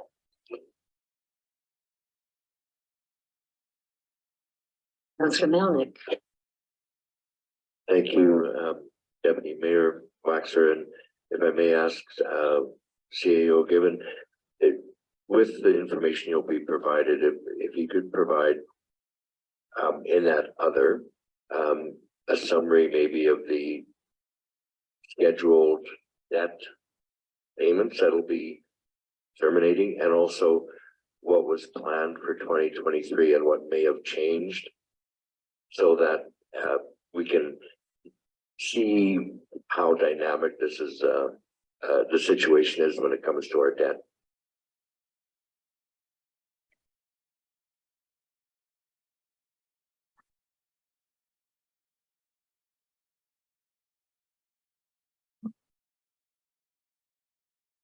Okay, I'm looking around and I think that we're possibly okay to move on to 7.2, which is the hose tower repairs. And it looks like Director Nadon is ready to speak to this. Thank you, Deputy Mayor Waxer. Good morning, Mayor and Council. I am here to present this request for decision. So it is here with a recommendation today that committee recommend council approve capital funding in the amount of $50,000 for host tower repairs, for the host tower repairs project at the Emergency Services Building to be funded from the Protective Services Reserve. So this being the first time it is before council at committee meeting, decision, if the recommendation goes through, would be at the next week's regular meeting. And essentially, as council is already aware, we've had some issues with the host tower and so water leaking in, and we've had some of our staff being relocated from their the bottom of the host tower office, which is our main administrative office at the fire hall, have been pushed out of that office after we found a rotten beam, structural beam between the first floor and the second floor about this time last year.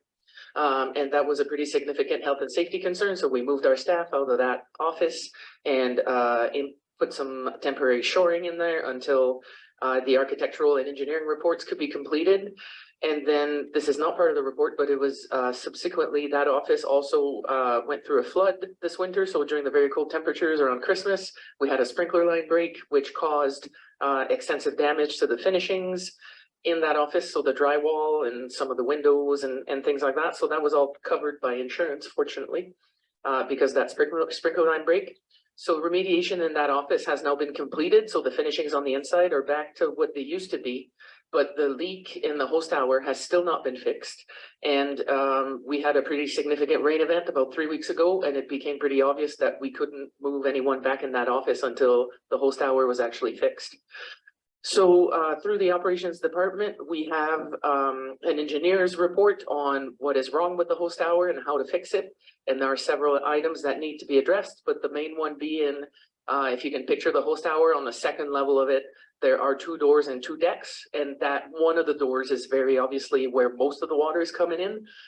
There were other items that were picked up as part of that report, some flashing, some screws and like rubber or gaskets that has to go underneath them. So there's a bunch of small items, but the main item being where the deck meets the wall of the whole host tower is where the problem is.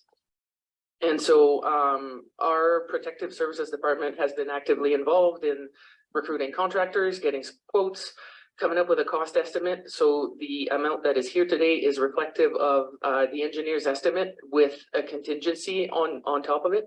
Through our experience, we felt like that, I believe was a Class D estimate, was rather low.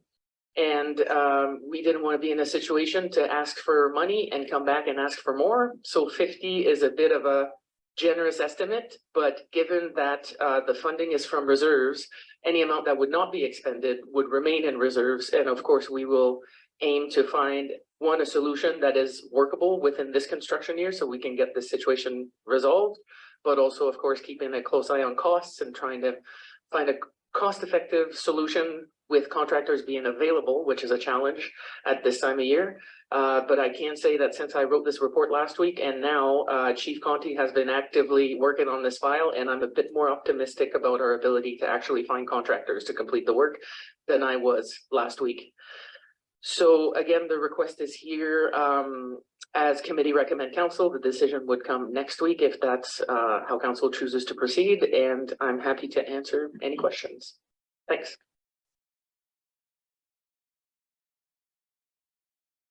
Councillor Wilson. What class estimate do you think this to be? I was gonna attempt to make a joke with my name in it and how it's Director Greathead, myself, Chief Conti and Deputy Chief Smith putting our heads together, working with local contractors and seeing our current status of our capital projects and where that lands. I don't want to come back to council for more money is what I can tell you. So it has a good amount of contingency in it. And like I said, hopefully we don't spend the 50, but again, trying to be as comprehensive as possible in our pitch was the approach here.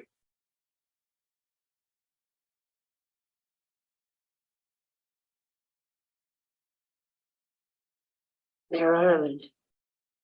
Thank you, Deputy Mayor Waxer, and thank you, Ms. Nadon, for the report. And thank you as well for the pronunciation of a word that I've never pronounced that way, but on reflection, your pronunciation is probably more accurate than mine ever was. So I would always say subsequent. You said what did you say? Sequence, subsequently, which you talked about sequence of events. So subsequently makes perfect sense. So I thank you for that. Apart from that, I'm interested in the funding option. So is there just one protective services reserve? And that is also the reserve that we would use for new vehicles, for example. And so if the funding for this beam replacement and other work comes from the protective services reserve, will we be faced then with replenishing that reserve in next year's budget? So will this just flow through and yes, it's coming out of reserves now, but it's going to be a budgetary issue for next year, I would presume, because we're going to need to replenish that reserve. Is that a fair assessment? Deputy Mayor Waxer, through to Mayor Ireland. Yes, that is. So there is one protective services reserves, and I would even suggest that that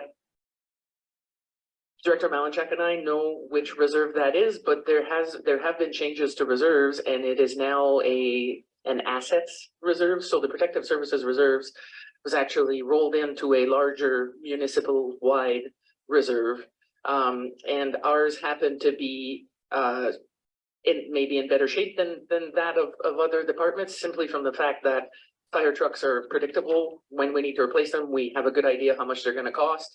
So over the years, we've had some healthy reserves, also through Director Malinchak's work in applying MSI funding to buying fire trucks, as opposed to depleting the protective services reserves.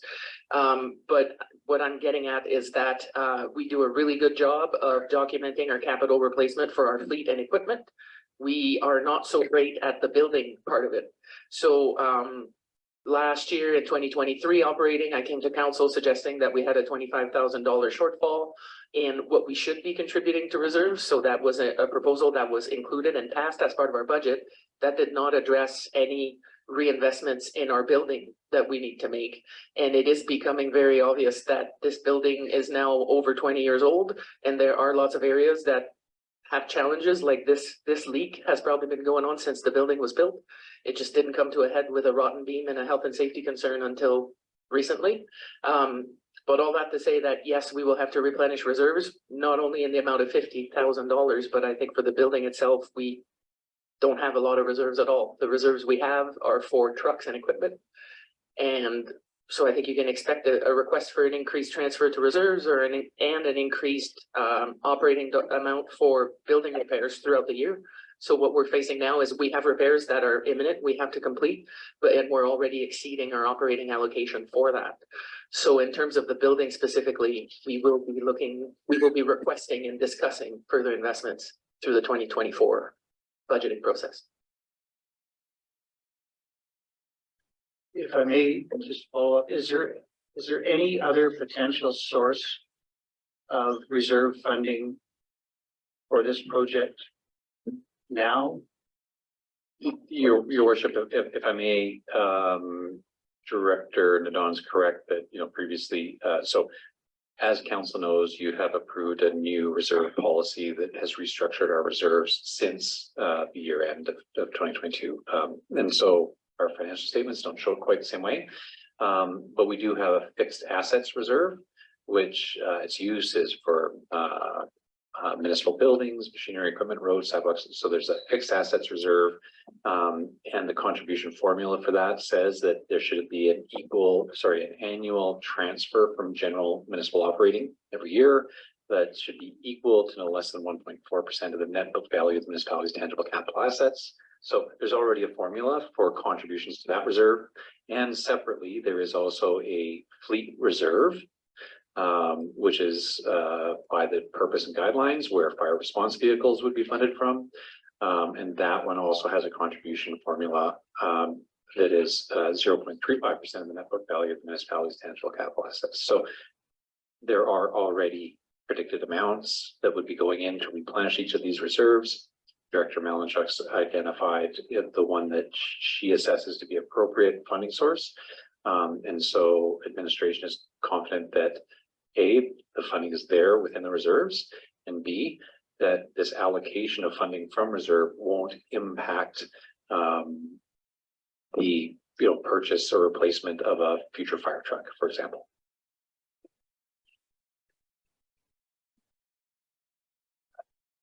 I think I can get there. The motion is specific to funding from the protective services reserve, but we now have what did you identify it as, a facilities reserve? And so we're good. Your worship, I think that's just a typo or hangover of terminology. And so I think administration would suggest that the correct reserve to reflect there would be the fixed assets reserve. So yeah, thanks for catching us on that. It's just a hangover of old terminology that was shown in the report. Okay, thank you.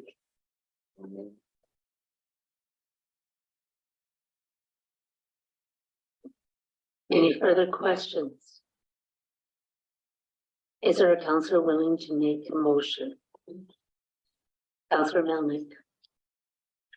Thank you, Deputy Mayor Waxer. I will make the motion. The committee recommend council approve capital funding in the amount of $50,000 for the hose tower repairs project at the emergency services building, funding from the, I'll say, appropriate reserve.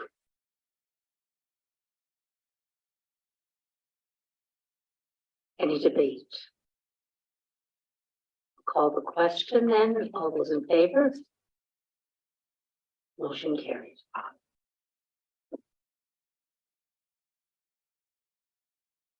We move on then to council delegation to Hakone 2023. Director Nadon, you're ready to speak to that. Thank you, Deputy Mayor Waxer. The report before you today is an information report. Therefore, the recommendation is that committee receive the council delegation Hakone 2023 report for information, and essentially following the decisions that took place at the May 16th regular meeting. So where council did approve formally a Jasper delegation to Hakone for the fall of 2023. And previously at that previous committee meeting, administration had also received direction to promote the opportunity to join the delegation to Jasperites at large. We have since done that through our social media and a newspaper ad, and generally promoting through our channels. And we now have a delegation of interested parties that include the mayor, a councillor and a spouse, a representative from the Jasper Park Chamber of Commerce, as well as 3 residents at large, for a total of 7 delegates. So we did get a lot of inquiries, but approximately 3 residents who were very interested. And so the next step would be to secure flights and accommodation through deposits and getting the wheels in motion and finalizing the steps to get this trip going. And so we just wanted to bring that back in front of council before we did those steps. And again, the report is here for information and to be received as such by committee. Thank you.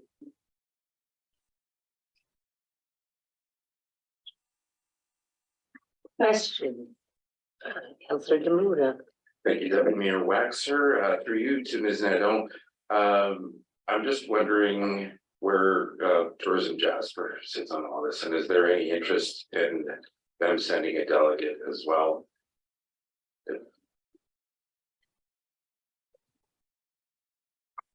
Thank you for the question, Deputy Mayor Waxer, through to Councillor Demoda. We have not heard from Tourism Jasper directly on this matter. I think the opportunity's been put out there, and the Chamber of Commerce did take us up on it. They do have a history with the relationship as well, which I anticipate as part of their rationale for attending, but we have not heard from Tourism Jasper.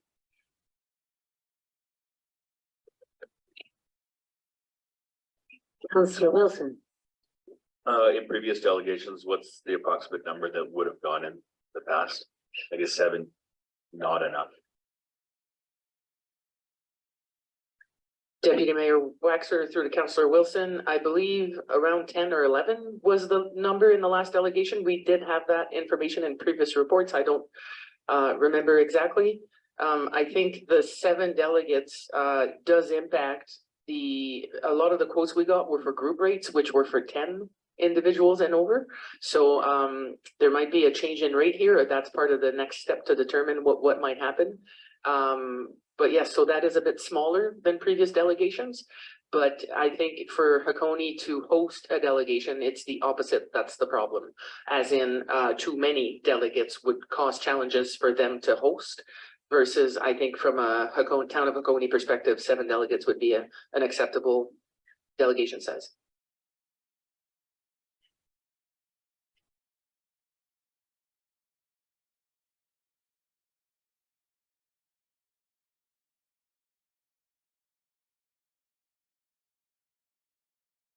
Other questions?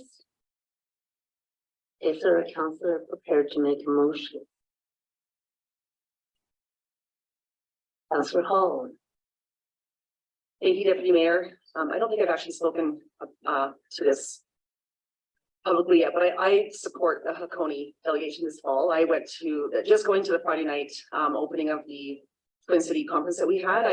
I learned and I understood how important this historic relationship is. Just because I can't go this fall, I don't think that anybody should not go. I think this is a great thing. I think 7 in our economic times feels like a lot. I'm happy to see that we're going to send some residents and some members of council. So I would like to make a motion that committee receive the council delegation to Hakone 2023 report for information. Any debate? Councillor Demoda. Yeah, I know that we're just that's just to receive this, but again, I don't like to rain on this parade or the parade that will take place in Hakone.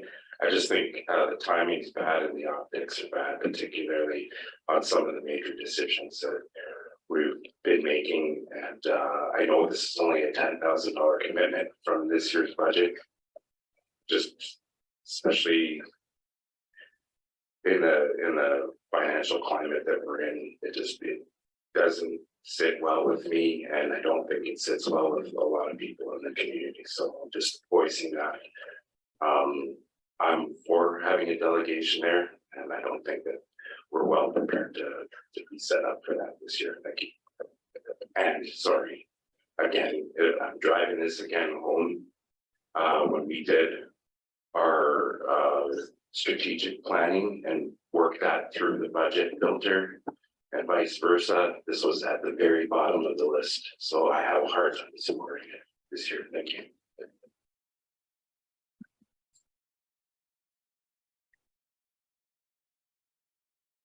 Any other comments?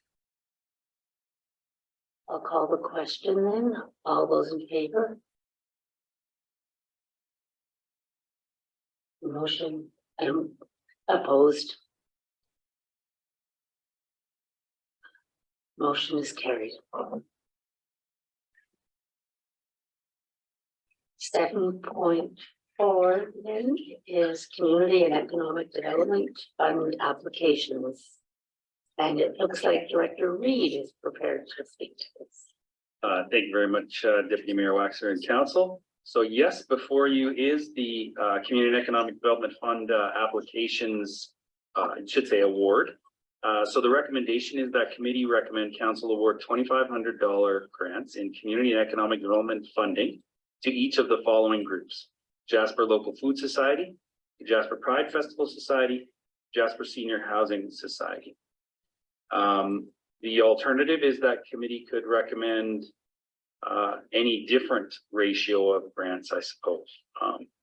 So on May 24th, 2022, committee directed administration to conduct a review of the administrative procedures for policy B017.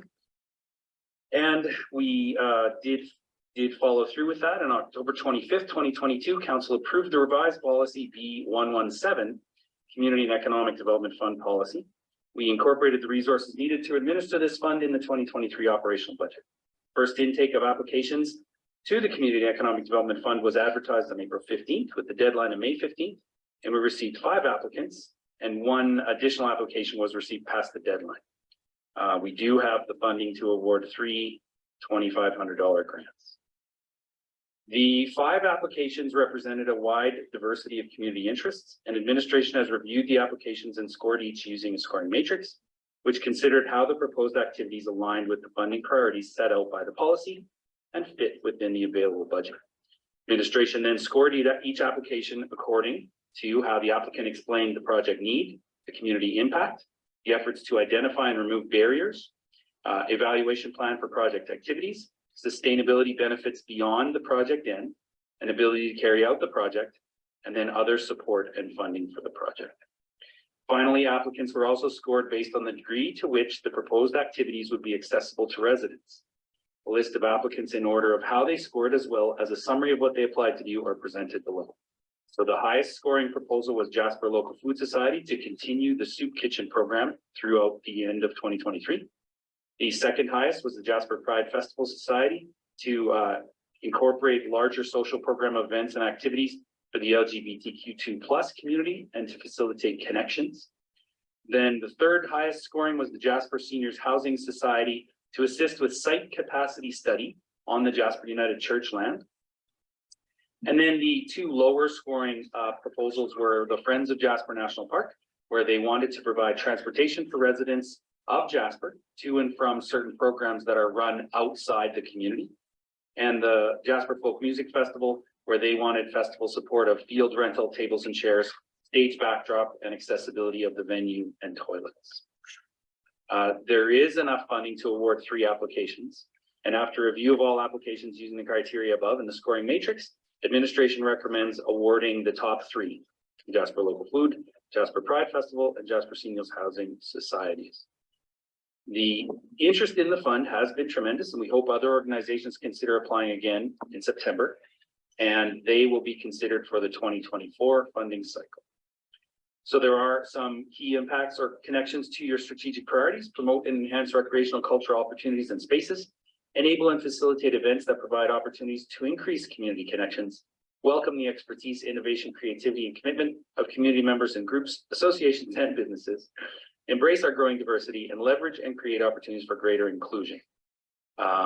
And that's really the whole report. If there's any questions, I can certainly do my best.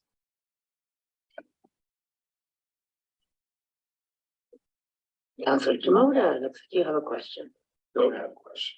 I like what's in front of me, and I'm a big fan of this process, reflecting back on past processes. I like the filter that this has gone through, and appreciate the work that's done to get this in front of us. So if there are no questions, I'm ready to make a motion to support this. Councillor Wilson.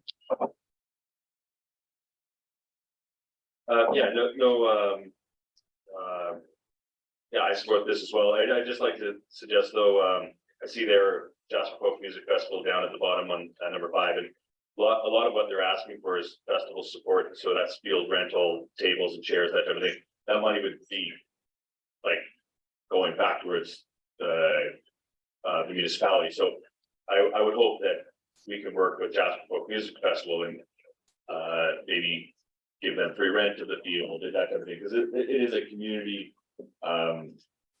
event that really only is there to for the enjoyment of our community, and I think we do have to make big steps to work with Jasper Folk Music Festival in other ways. It may not be the funding that's available through this program, but you know, field rental, I don't think they should need to play tables and chairs. I think we can actually assist in that festival. And I know we do in some regard, but I really think the municipality has to kind of get behind that music festival as best we can. But again, I support the awarding the top 3 societies as well. Director Reid. Just to specifically speak to Councillor Wilson's comments, Deputy Mayor, through you to Councillor Wilson, that event is considered a for-profit event as they charge administration. So it's not free to the public. They charge admission, not administration. They charge admission. And so that event sits differently than, say, the free music that's going to be occurring at Commemoration Stage on Sundays. So the free music that's open to the public all day, every day, or not all day, from 6 to 8 p.m. on Sundays, coordinated through Habitat, is that we are waiving that rental because it's free to the public. When there's admission charged, we have seen that as different, and in fact, the policy does differentiate between them. So should council wish to entertain, that would be a whole different process. And certainly the Folk Music Festival people could present to council and request a waiver of their fees. You know, any group that's given they have that opportunity at any time. But through those 2 processes, F 104 and this E117, the Folk Music Festival has done this one approach. They were not successful this time. They do have other options, but because they charge admission, they do not fall into what we would typically see as a free rental opportunity. And I know that's not directly related here, but I thought we might as well get that clarity right now. No, I appreciate the clarity, and that again, it's news to me, that which is good because we can move forward with that. But they are a non-profit, am I correct? So non-profit charging administration, or sorry, charging admission fees. In reality, just pay the musicians so we can get a higher quality music, but there is no profit being made there. Mayor Harland. Thank you, Deputy Mayor Waxer, through you to Director Reid. The administrative procedures and policy are both silent as to the amount, as far as I can see. So there's a $10,000 annual amount to be awarded, and 2 intakes, spring and fall. Can you explain why you use 75% of the funding on the first intake, leaving 25,000 or 25% left for later. It seems to me that encourages a rush to the post. People will get in for the spring because there'll be nothing left in the fall. So why 3 at this time? And is there any requirement for a $2,500 grant? I don't know what the people have applied for, but again, both the policy and the administrative procedures are silent as to the amount of the grant. So why $25,000 in all 3 instances, and why that proportion of the total funding for the first intake, leaving less for the second application round?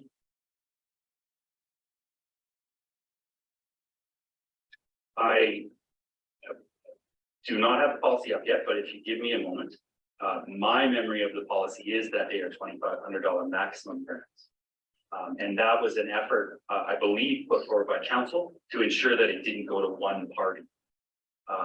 And so I will verify that as soon as I can. So, and there is also, well, no, actually, that's it. I'll just, pull that policy up.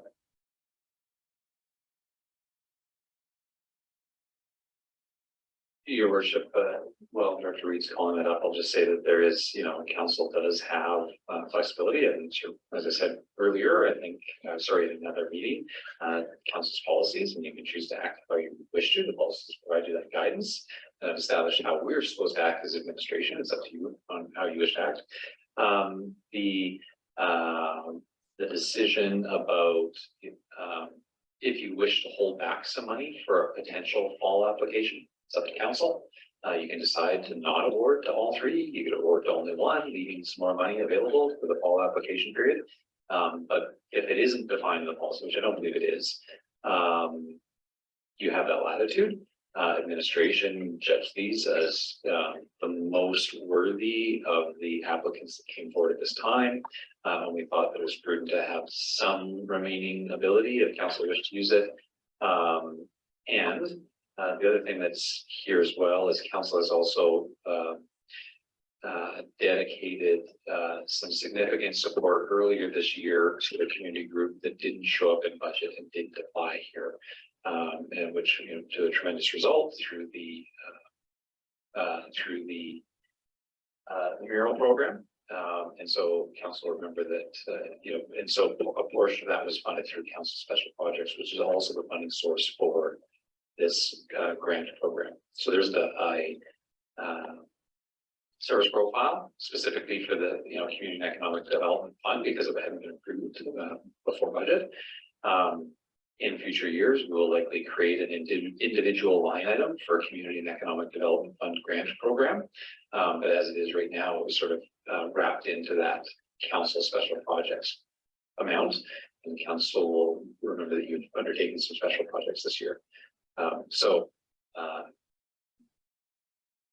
All that said, certainly council can decide to support as many of these as you like, and just maybe over that budget.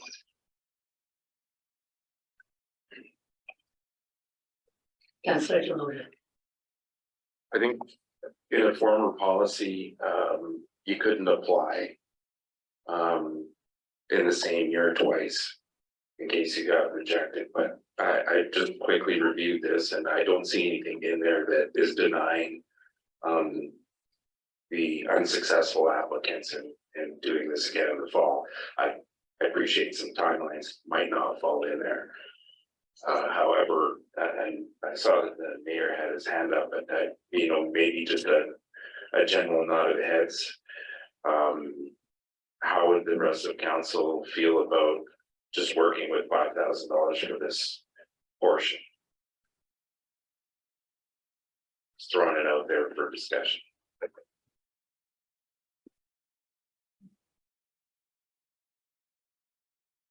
So that would mean $1,666, 67 cents, I guess, for the successful applicants for this time around. The only I guess, negative would be that we don't have as many applicants in the fall round, and then, we're shortening an opportunity for the people that are applying now, or the organizations that are applying now. So it's just trying to build some consensus here.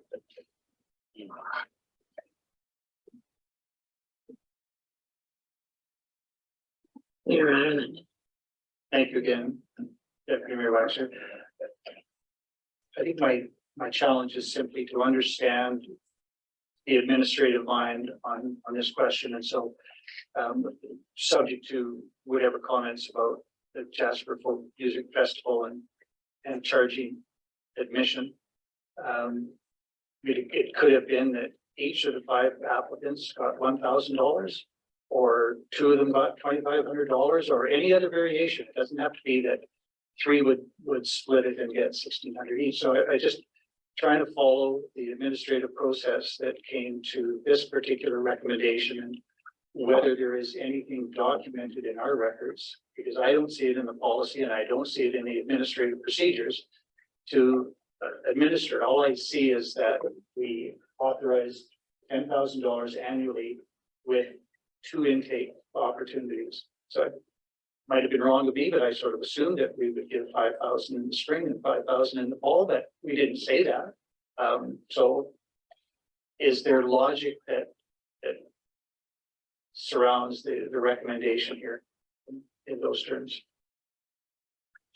Is Deputy Mayor Waxer, through to your worship, I was musing on the is there logic, and there is logic.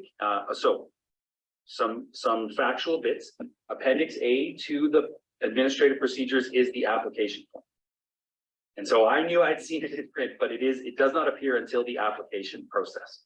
So at the very first line of the application process, this fund offers up to $2,500 in support for projects in Jasper that help build community. Then there are the 2 categories, right? The 2 streams, community and economic. And why there are 3 in front of you as proposed to be supported, because those 3 all scored very high across the board. Those 3 also asked for the full limit of 2,500. You are, of course, welcome to change all of that, and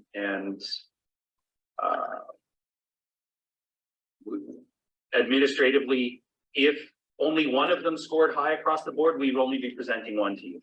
If all 5 of them scored high across the board, we would come to you with that quandary.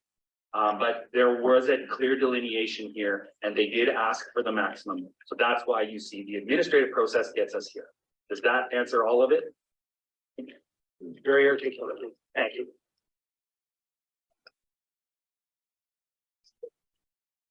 Are there other questions? If not, I have a question. I wondered if you could provide some information for the public on the Jasper Seniors Housing Society. That's question 1. And my second question is, I didn't see that the municipal inclusion lens was added to these decisions, and I wondered if there was a reason why. Thanks. I'll go backwards. Municipal inclusion tool is a bit under review right now. So we are working through the best way to apply it. And with the workload that administration has had, we didn't have time to put it through the full inclusion lens. I am proud to say, however, the process, the application form, fully through the inclusion lens, if you will, but through that tool. So the language, the presentation of the application form very much follows all of the mission, vision, and values associated with the ED&I plan. So in that respect, the process is fully vetted through the inclusion lens, but the writing of this RFD was not. And then to go through to the Seniors Housing Association, this is a group of motivated seniors who are looking at some of the challenges that occur both for the community as a whole, so our housing pinch, if you want to call it that, and the number of seniors who also end up in higher maintenance housing. And they have less and less resources available to do that higher maintenance housing, but there is no option really for them. And so the goal of this particular group, as I understand it, is to find a way to create what we might think of as what the word I was looking for was transitional housing, but it's the next logical step for a senior who wants to remain in our community and be a valuable member of our community, but perhaps wants to go down in the maintenance requirements of their home. And there is that broader community benefit in that there are certainly some seniors who are in 4 and 5 and 6 bedroom homes, but are only maybe using 2 of those bedrooms. And so the broader community benefit here is quite clear that if we were able to assist seniors in downsizing, what we might call right sizing, then that might open up housing stock for a young family who needs 4 bedrooms.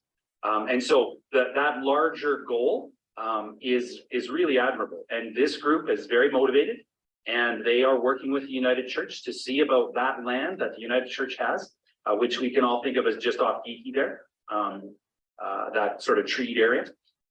If that can work out, then maybe there's a right sizing opportunity for some seniors in our community.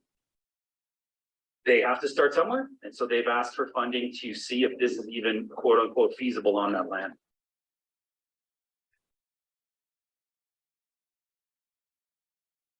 Thank you for that. And the reason I just wanted to clarify that I think most of the other not-for-profits are quite well known in the community, and that one is not as well known.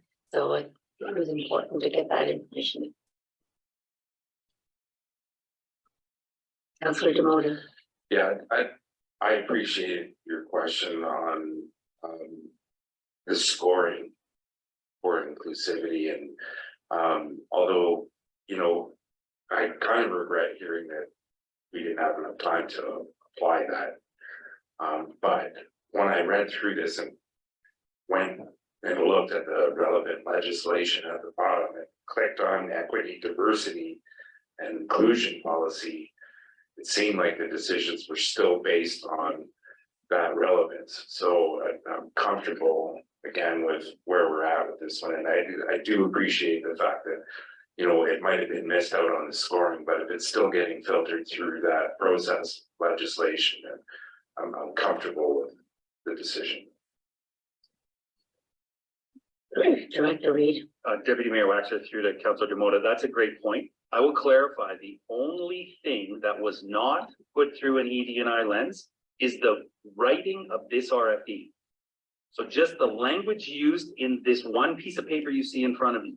So the whole process, all the scoring matrix, all of that was of course included. And I want to be more fair to myself and to Ms. Riddell. We are getting better at this. And so even as we become better at it, and we're making it a habit, so our language is transitioning, meaning we are speaking more clearly as we get better at this. So it's only that we didn't stop and take the checklist out and go point by point. We're still thinking about it every time we present and every time we do the public communications or council communications. We're still thinking on it, and we're getting better. I hope that helps to understand the process itself was fully inclusive. It's only the piece of paper that you're looking at that's in the council agenda. That's the only thing that didn't get the final check. Councillor Demoda. You know, I was ready to move on this right away, but you know, the mayor pointed out about coming early and as early as you can, and you know, I didn't factor in that the Jasper Pride Festival is until next April. Right, and then so we're almost a year out, 10 months out, and you know, we're looking at the folk festival, which is coming in the fall, and because you come early, you know, other opportunities might get missed. So I'm glad that we kind of had the conversation instead of moving forward quickly on this. So CAO given, and then the Director Reid. Yeah, I think Director Reid and I maybe heading in the same direction here, but I think it's important to clarify that the Pride Society request is not tied to the festival next year. It's for additional programming in this year. So it isn't about a festival in a year's time. It's about events and activities that the society would like to undertake in this upcoming year. Reed, did you want to say anything? No. That's correct. Mayor Thank you, Deputy Mayor Waxer. Just one remaining point. Is there $10,000 in the 2023 budget for community development? Or is there not? Because the request for decision says that organizations could consider applying again in September of 2023 to be considered for the 2024 funding cycle. Does that mean we would have $2,500 left in this year's budget that would roll over? I would have thought that if there were two intakes, it would still be for the same budget year, and that $10,000 would come from this year. That line seems to suggest that if they apply in the fall, they would be considered to be funded in the next year. Is that accurate? Deputy Mayor Waxer, through your worship, that is partly because we are admitting that we're already going to be over budget in this account. And so we know that we have the capacity to do this, but we are also and these are all very strong candidates. But we are also saying that if there were very strong candidates in the fall intake, partly because by the time we do the review, there isn't a lot left for 2023 to get the work done. But also knowing that we already admit we're going to be slightly over in this account, then we are saying the funding will then be part of the 2024. But it's also part of the process, to be clear. It is unlikely that we will get all of this sorted for anyone to have anything but perhaps a Christmas event that would be funded in this one at any rate.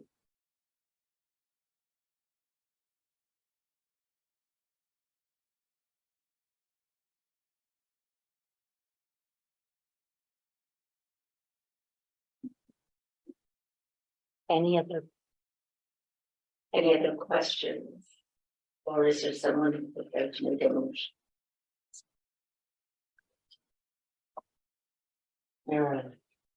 I am prepared to make a motion that committee recommend council award $2,500 in community and economic development funding to each of the following groups: Jasper Local Food Society, Jasper Pride Festival Society, Jasper Seniors Housing Society.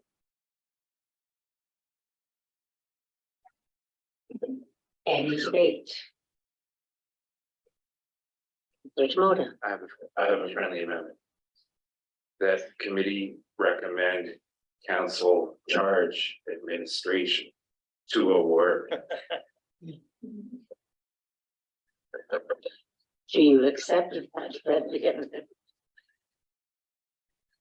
That changes the intent of the motion. I can't take that. Definition administrator. Yes. We still have to approve it as council.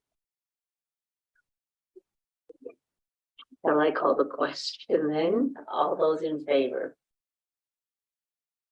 Opposed? Motion carried. Is this a good time? Is this a good time to take a break or, yes, I'm seeing nods. So we will reconvene then at 1:05 or 1 o'clock, 1:05. Okay. Thank you.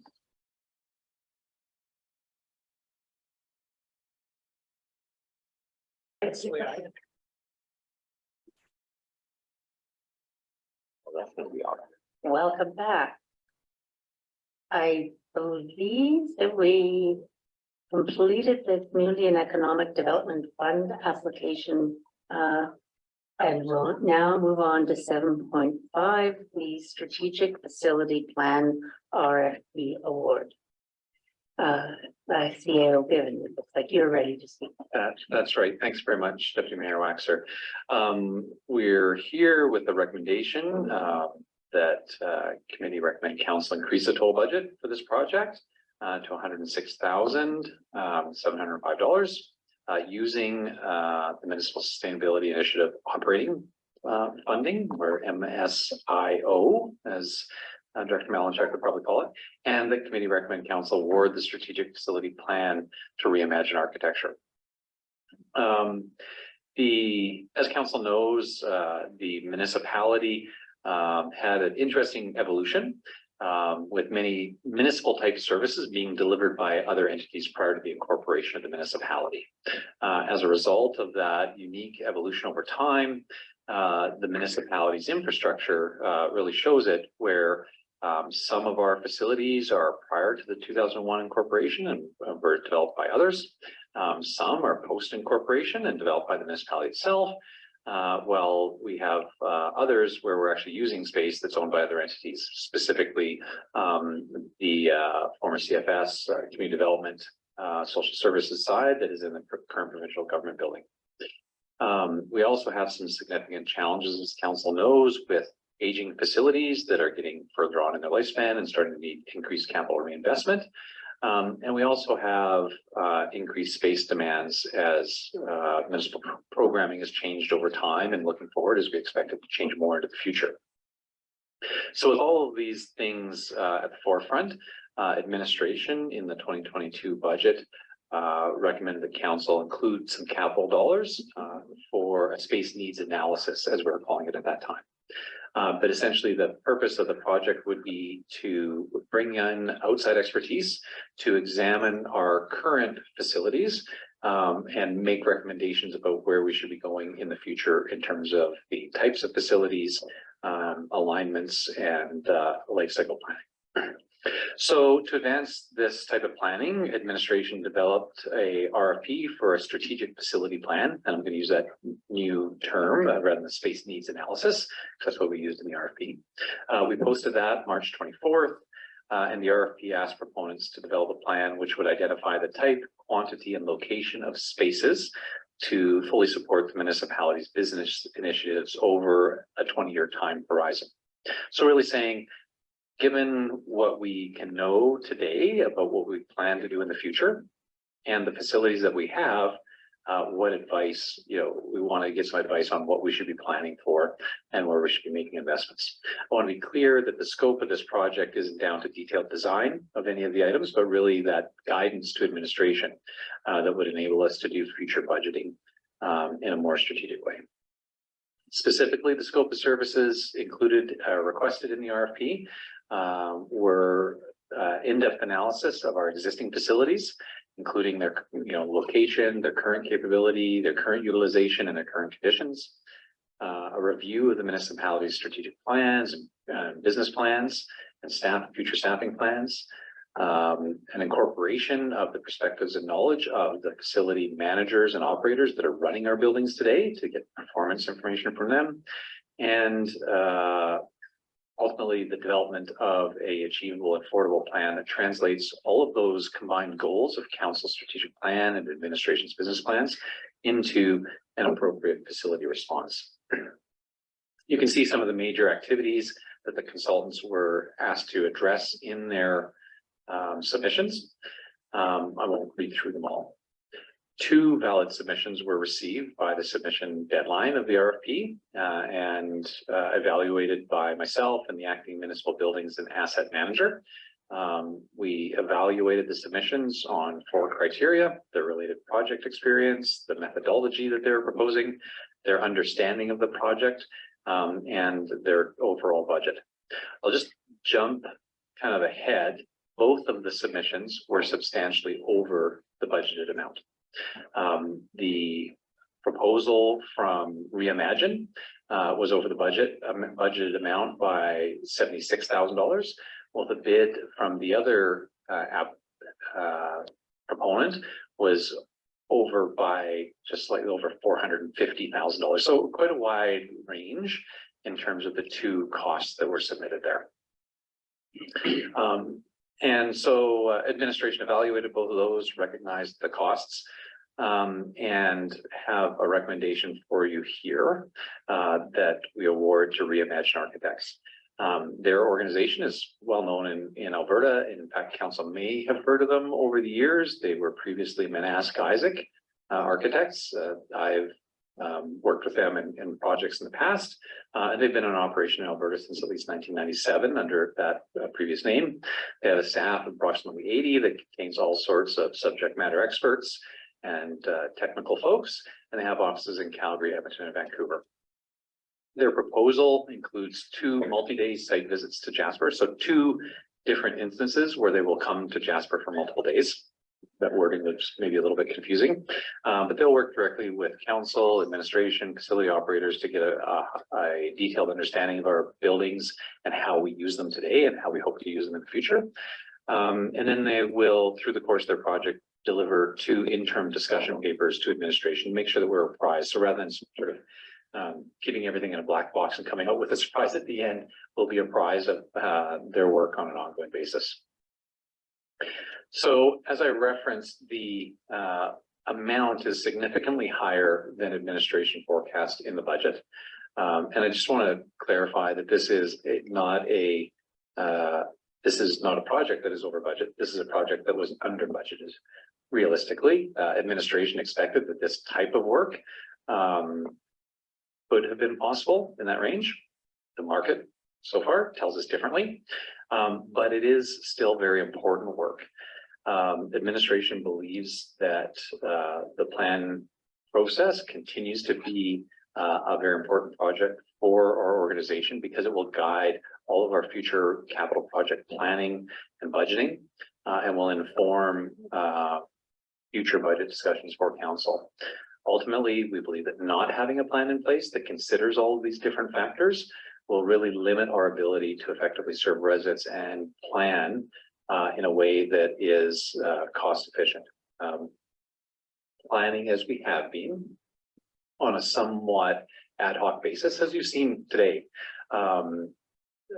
is in the end more costly rather than a well thought out plan. And particularly when we can perceive that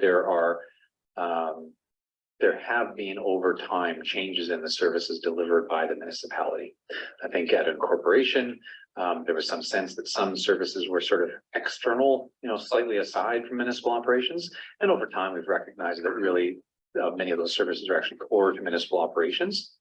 And we, looking into the future, understand that there's more potential for that and more potential for additional services to meet community demands. So the recommendation is here in front of you. Again, administration believes that this is important work to undertake as it will inform not just the 2024 budget, but future budget processes, because it will allow us to address some really acute staffing pressures in terms of where people literally sit. There are many instances, and I think many of the council are aware of, where we don't have the synergy that might come from co-locating people because we have departments spread out in different places. And we would like to have the assistance of somebody to come in and take an outside look at how that alignment between service and people and location, how it can be improved. And that is all within the scope of this study that we're recommending council approve. So the recommendation is there for you. Council does have alternatives, of course.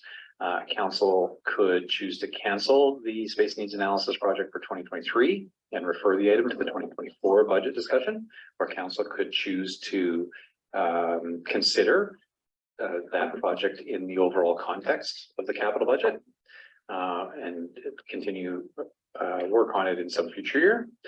Council could direct administration essentially to negotiate with Reimagine Architects as the highest evaluated proponent to see what scope of work we could get done for the amount of money we have. And we could move forward on that basis. But again, administration believes that the scope of work was appropriate, that we need to do that scope of work, and that'll provide good value. And that's why ultimately I'm recommending that we approve the increased budget.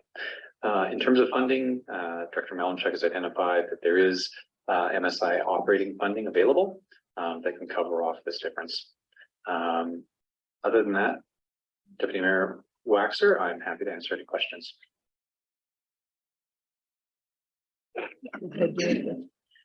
Councillor Melvin. Thank you, Deputy Mayor Waxer. For Mr. Gibbon, one thing I didn't see in here is the expected timeline if this is awarded to the reimage architects. You mentioned or alluded to budget 2024, so I'm expecting this to be quite a quick turnaround. Deputy Mayor Waxer for Councillor Melnick, yes, that's correct. We're about a month behind schedule or predicted schedule that we asked the proponents to submit by. We asked them to have information to us by early September, and we're about a month behind in getting this to council. So I think that would push it into late September, early October, which will be a little bit later than I would like to be able to inform our capital planning. But given the 20-year time horizon sort of nature of this, I think it'll still be relevant. Additionally, the fact that they're proposing to have interim reports to administration, I think that we will be getting information all the way along that will start to give us better direction on what we should be proposing if there's anything, or for that 2024 year. Thank you for that. Councillor Kelleher. Thank you, Deputy Mayor Waxer. Just to clarify myself, Mr. Gill, back in 2017, we did the report on asset management that includes our budget now, and that's more on the capital of underground, what we need to keep the buildings running. My understanding of this is more towards what we need for offices in the future, what we need for space in the future that will influence the budget. Am I correct? Deputy Mayor Waxer for Councillor Keller. Yes, that's exactly right. The 2017 asset management study was essentially a condition assessment of our linear infrastructure, and then a mathematical assessment of, okay, well, you've got this value of stuff, about what percentage of dollar value should you be applying each year to maintain the stuff that you currently have. The strategic facilities analysis also adds on a layer to say, okay, you've got this many people now, and you've delivered these programs and services now. How do your current facilities work for that? And what people and services might you deliver in the future, and what facilities should you start to plan for, or changes or renovations or anything else?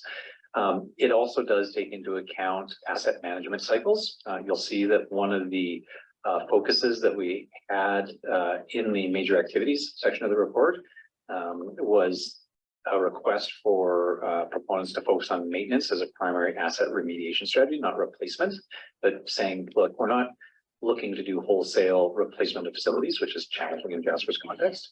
We know that we want to have recommendations around reinvestment and to be doing that in a strategic way rather than an ad hoc way. And an example of that is, we had two good examples today on our agenda of the activity center renovation. We're talking about different programming options in the future and the way that minor hockey has changed to having eight teams in the building at once versus sort of two teams at any one time. So that's an example of the way we deliver services has changed, and it has an impact on our facilities. And we also saw with the hose tower report that there's also the aging of our assets that continues to occur. And the additional layer that I would add is an example of since I've been here, we've added a municipal energy manager position, which was a part-time, shared with Hinton. Is a bit of a challenge to figure out where that person was going to literally sit. And because of the nature of sharing with Hinton, it made sense for them to work remotely and then visit each of our sites. But if we ever get to the point in the future where we have a municipality of Jasper energy manager position, it's a legitimate question about where they will literally sit. In some of our more recent postings, like the housing coordinator position, because of this challenge that we're having around space, we actually made that a work from home position in the job posting. And that was less of a desire to support a work from home and more of a response to the fact that, well, even though you're going to report to the CAO, there's no offices next to the CAO. And so we need to figure out how that's going to work. Thank you.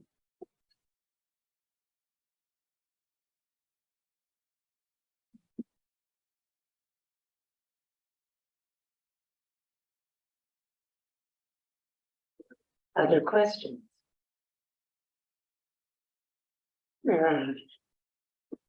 Thank you, Deputy Mayor Waxer. Through you to Mr. Given, just a couple of points from the background material.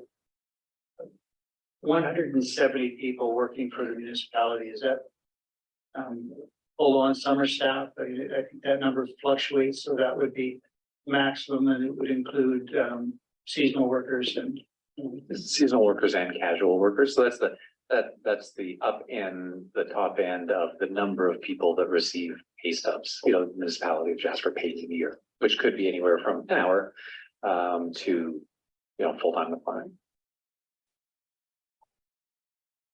I take it that a consultant would consult with administration about a number of projections, that is increasing staffing numbers and things of that nature. Are there any assumptions to be made about the general shift to remote work and fewer office spaces required for employees? Is there an understanding yet, or is that something to be worked out with the consultant about how that might impact a study of our future needs? Deputy Mayor Waxer for Mayor Ireland. I think that's an evolving area. It's been interesting to watch the news, as I'm sure all of you are, that there are companies that are saying, nope, it's time to return home, return to work from the office. And that isn't always being well received by the workers. And I think that there's a recognition that we all use technology in a different way than we had before through the pandemic, and that's going to change things and has enabled new things. I think that's exactly the type of discussion that we would have with the consultant about, well, what are trends that you are seeing in your work with many different organizations about what's happening in public sector entities, which I make that distinction because it may be slightly different than in the private sector. What types of jobs or positions, and would be a dialogue between administration and the consultant, what types of jobs or positions make sense for that type of approach? Because, our utility billing clerk position needs to be customer facing and obviously isn't possible to do work from home. So there'll be a bit of a balance there. I know that I would look forward to receiving some perspective about what's happening actually in the facilities world as people are adjusting to this, but I don't think that we've arrived at the perfect solution or even necessarily an established best practice with respect to work. Good, thank you for that. If I might carry on with one additional question, it just relates to the evaluation of the submissions. And so I noticed that the scoring matrix is a little bit different than it was when we were looking at public transit. So in that case, it was 10, 30, 30, 30. Now it's 10, 20, 40, 30 for the same categories. Two questions. Why is this project scored differently? And when I look at the final scores for each, I have to say 64.5 is not very high. Would we be better served by retendering? Because I know at the last one, the low end was 70, and that's the one that we didn't pick. And the top end was 90. So yeah, 64 is a passing grade, but it's maybe not the grade that we would necessarily want. Yeah, Your Worship, the evaluation categories change from RFP to RFP, and that's the benefit of a request for proposals in contrast to a tender. A tender is where you have a very specific thing that you're looking to procure, 10 yards of gravel of exactly this dimension or this length of pipe is a tender where it's very specific. And so the variables on how you'll assess those submissions are really just price, because you've already defined specifically what you want. In an RFP or request for proposals, administration has that opportunity to assess what's going to be the most important factors and give them different weight. And so that's why you'll see in RFP evaluations, the scoring criteria and evaluation criteria change, as well as the weighting. My perspective is that budget should always be a significant factor, but not the majority factor. Because I think that's good practice. We are looking for best value rather than lowest price. Additionally, in this case, we wanted to ensure, we had a scope. We wanted to ensure that we had applicants that understood the scope that we were putting forward, and that could demonstrate that they understood what a strategic facility plan was, and that would support the best chance of receiving the type of information that we're looking for. So that's why we had 40%. Your question about the final scores of both of the applicants, that's really reflective of the fact that both of the submissions were over our predicted budget. And so had either of them been closer to our $30,000 number, you would have seen their numbers go up, but both of them scored quite low in terms of budget because nobody was close to our budget. So so you see that significant difference in cost reflected. You know, there were 30 points that were available. Nobody got 30 points on budget when both of them were over what we'd forecast. If somebody had been at our budget or maybe within a small percentage of our budget, you know, plus minus, we might have awarded 30 points there. But even the highest evaluated on all the other categories, they weren't able to get a full 30 points for budget. Thank you.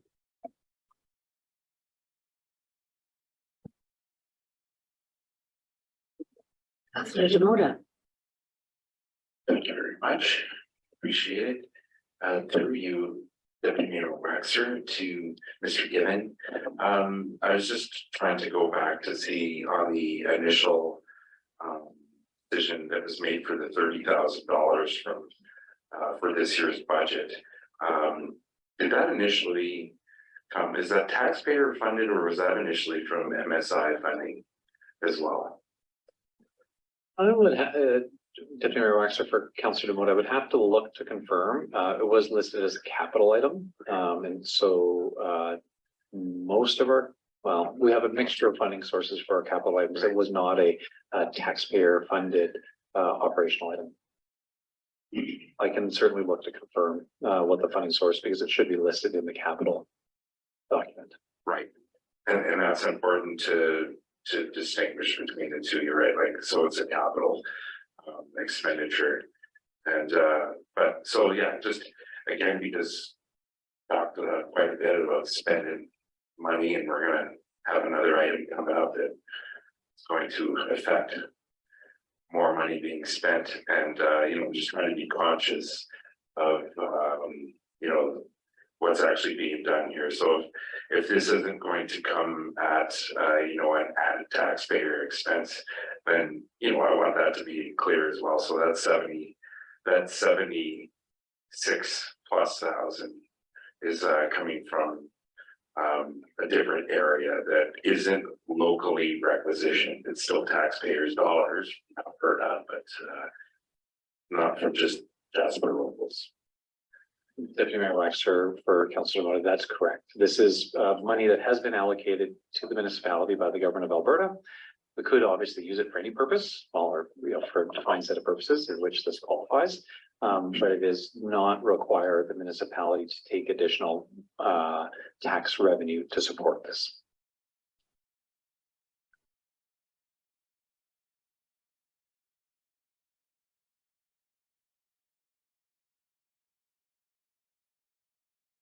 Are there any other questions?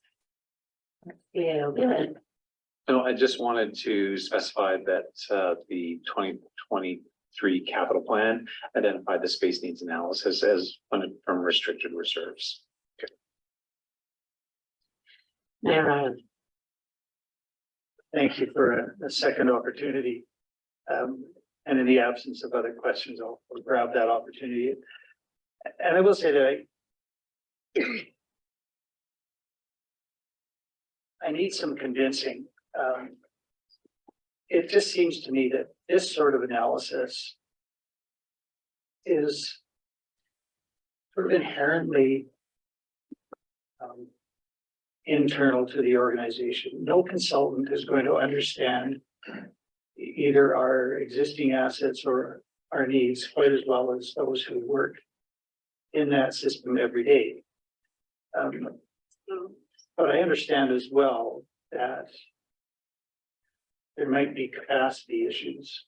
And so I would just like you, Mr. Given, if you can, to address that, because I think if we could remove you and other directors from their day jobs, you could do all of this work, probably to a higher degree of accuracy than an outside consultant, but it might prevent you from doing all the other stuff that you have to do. So is the need for a consultant more an issue of internal capacity rather than capability?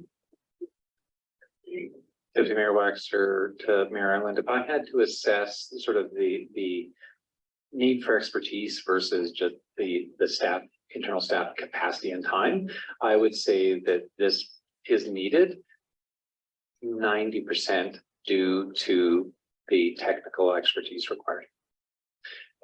And an example would be, how much space, how many square feet do you need per office worker? And I sort of raise that as a, you know, I'm sure if I Google it, I'll come up with a whole bunch of answers. I don't know what the actual practice is in public sector entities, what the trends are in the industry. You know, and so I can Google some numbers, and I'm using that as a very tangible example. It's not certainly the only one. Additionally, there would be factors like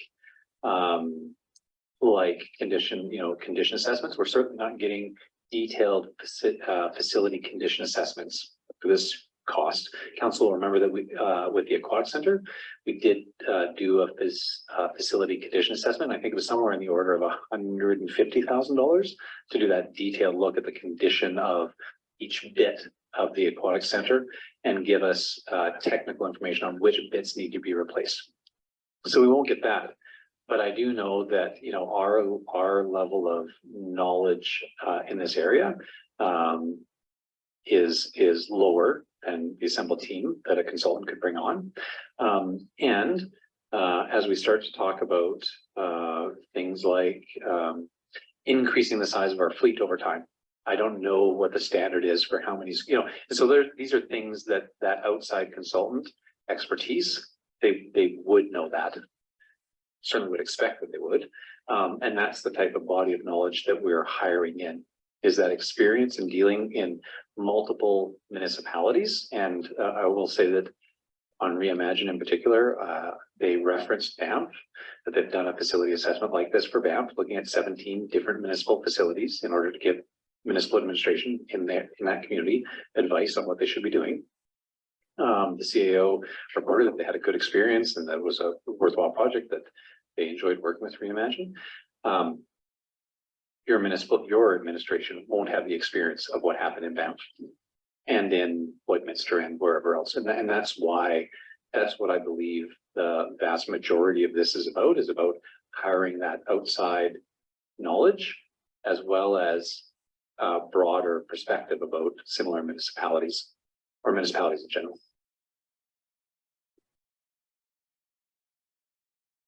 Thank you for that.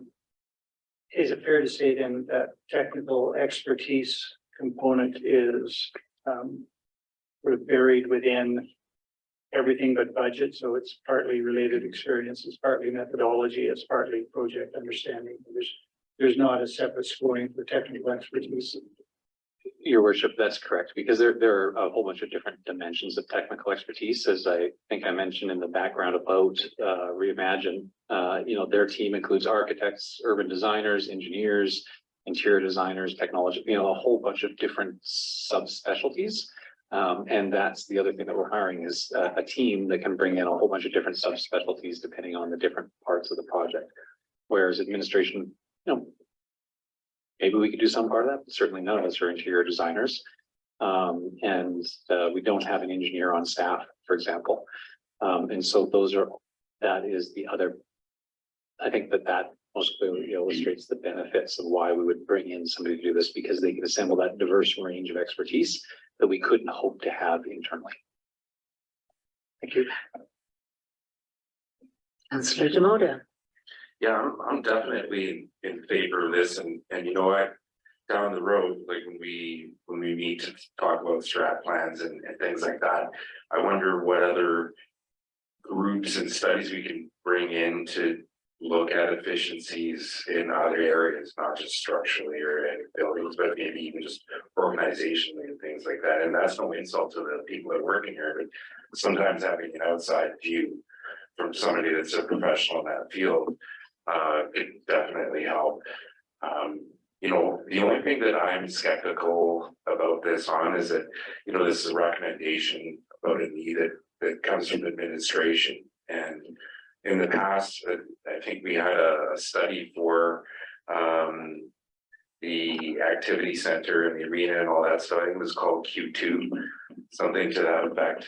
And there was a bunch of stuff in there that made recommendations on things that we should move high priority and all that other stuff. And council of the day didn't really adapt to it too well because it didn't really fit in with some strategic ends and or desire. So I don't want this to come back with, because it's going to have recommendations on what we need to do in there. There's going to be some expenditures attached to that. And then, you know, if we don't like it, it's going to get shelved. You know, and that's the only worry I have.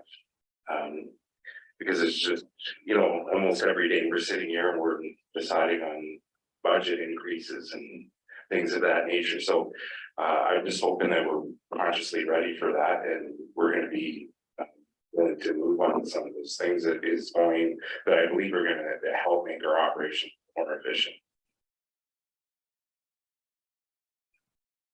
CEO, given like a season. Well, no, I just want to acknowledge Deputy Mayor Wax, the Councillor Devoti started off saying that you support this, so yeah, heard and understood. And just to clarify for all of council, the intent of this wouldn't be to develop necessarily a master plan that would be approved by council. That would have, you know, it is intended to inform administration decision making as we build, you know, future budgets. And so you would probably see strategies that were informed by it, but I don't know that we'd be asking you to support and those strategies at the time. You know, you'll have something presented to you and you say, well, we do or don't want to do that. And that, you know, that's what council's role is. Or, you know, we can or can't afford that. But the advice and recommendations will be informed by a more solid foundation if we have this type of analysis than they would have been. And you know, with all due credit to our team, you know, we do our best job of budgeting and giving you budget advice. And admittedly, sometimes it's a bit of an exercise in crystal ball. And I would like to have I'm not sure that's that much better, you know, a better informed crystal ball. I won't say that it is going to give us all the answers and that we'll know the future, but I think that we'll be in a better position to bring you better advice. What advice you choose to take and what advice you or future count and how quickly you choose to act on any of that advice is a completely separate matter. But we want to ensure that we're giving you the best possible recommendations in the first place. Deputy Mayor, I really just want to say that I do appreciate that clarity and that level of commitment. And I think that keeping all those things in mind, I think it solidifies my support for this initiative. Thank you.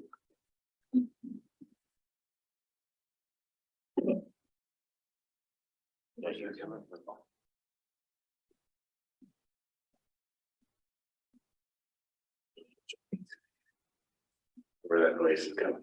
I think it's Joe in the back. On the system, so you might have accidentally turned it off.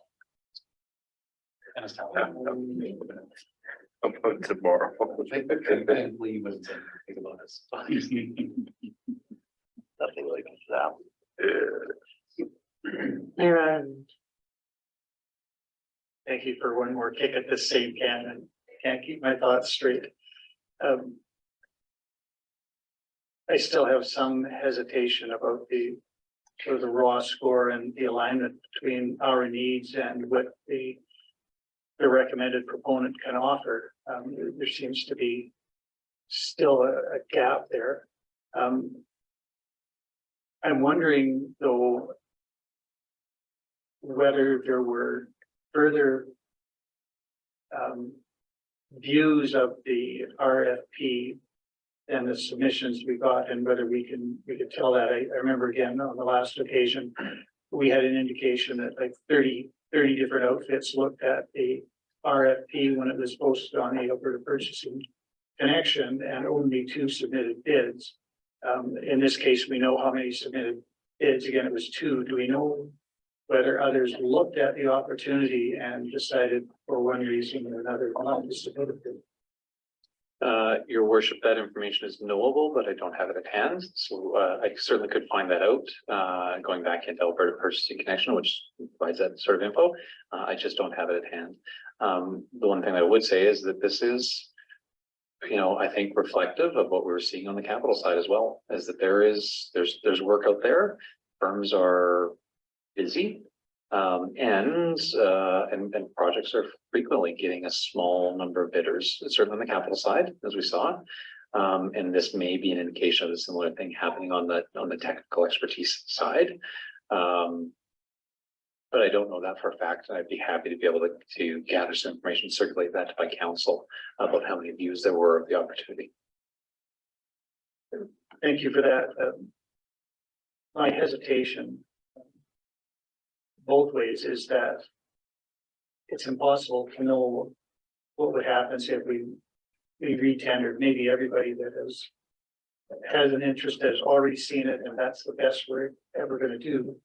But I'm interested in whether that is the case. And in this particular instance, I personally don't see significant detriment in delaying a bit, because this is a strategic study. Nothing hinges on it today or tomorrow or next week.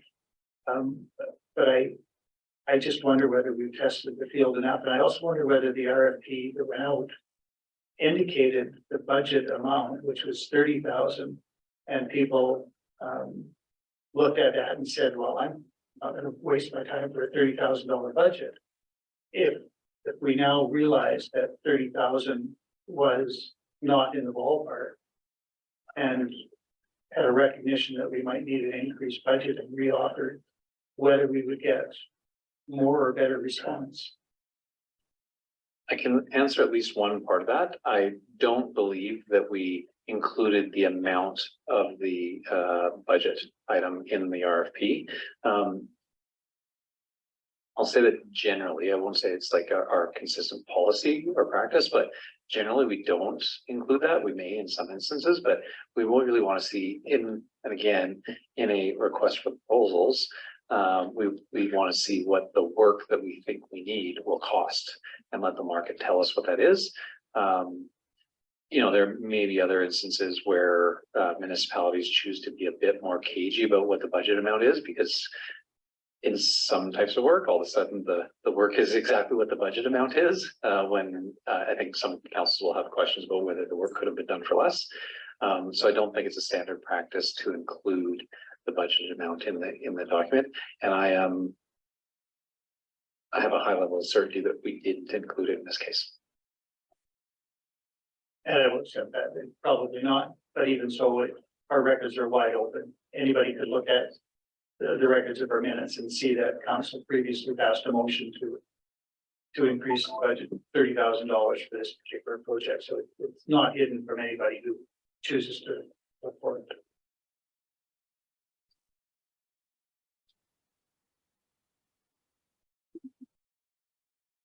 Are there other questions or comments?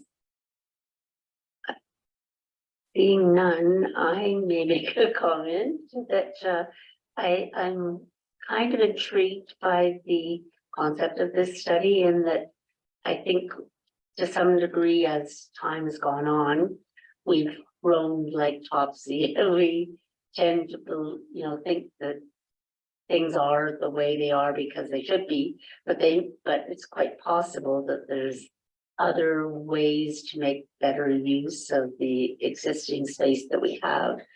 And that, that there may be things that we as administration, that you as administration or we as council may not have considered even within the scope of what we have. So I'm intrigued by that, and with that, I kind of like the name of the organization as Reimagine, because it kind of matches what I envisioned could potentially happen in this process.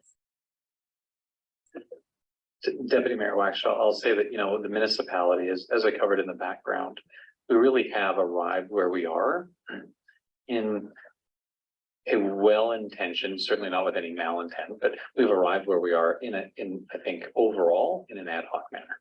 You know, we had the facilities that were left to us by the improvement district and the school board, and we used them to the best effect, and we reinvested when we could. We, you know, built some new facilities at the time of incorporation. We're taking on new services as a municipality. And I'm not sure that I'm sure that where there were defined needs in the community, like the building that we're in, there's a need for cultural spaces, that there was that focus on that facility. I don't know, and I haven't seen anything that says that we've done a more comprehensive view about where we are as an organization today overall and where we hope to go in the future. And, you know, as to highlight a few different discussions for council that you're all aware of, the future use of space at the emergency services building, the alignment of different departments and where they, you know, where that administration should sit, the discussion about the municipality eventually building out its own transit fleet at some point in the future. The discussion about if we have an increased role in the delivery of planning and development services. Those are all types of questions that say, well, so where will customers interact with those people? Where will those people sit? You know, where will that fleet sit? What are the changing things that are happening in health and safety, in trends in terms of office space and how that in remote work, and trying to bring all those things together so that we have a more strategic way of going forward rather than the sort of facility by facility, community need by community need, and breakdown by breakdown.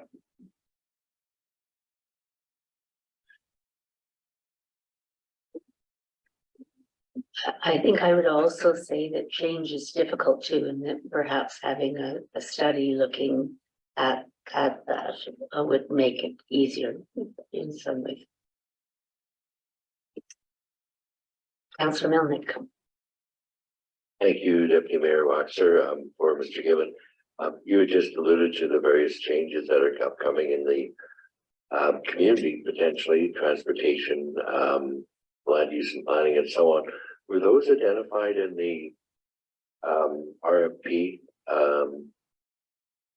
to these companies, or is that something the successful bidder will be, you know, given these parameters, that these are all the different things you need to also look at? Deputy Mayor Waxer, for Councillor Melnick, it's the second. So we didn't specify each of those individual things. Those are things that would be referenced in the RFD, in our decision point that's in front of council. You'll see that one of the RFP scopes was number 2, review the municipality's strategic plan and corporate and departmental business plans. So those give, you know, that type of guidance, as well as address capacity by minimizing service gaps, anticipated growth. So those are the items that told the proponents that they needed to think about these things.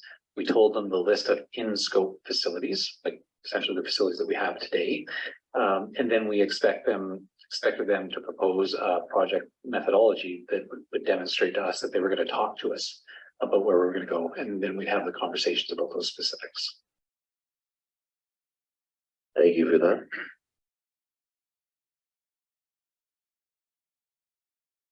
Any other questions, or is there a councillor ready to make a motion? Councillor Demoda, you need to say.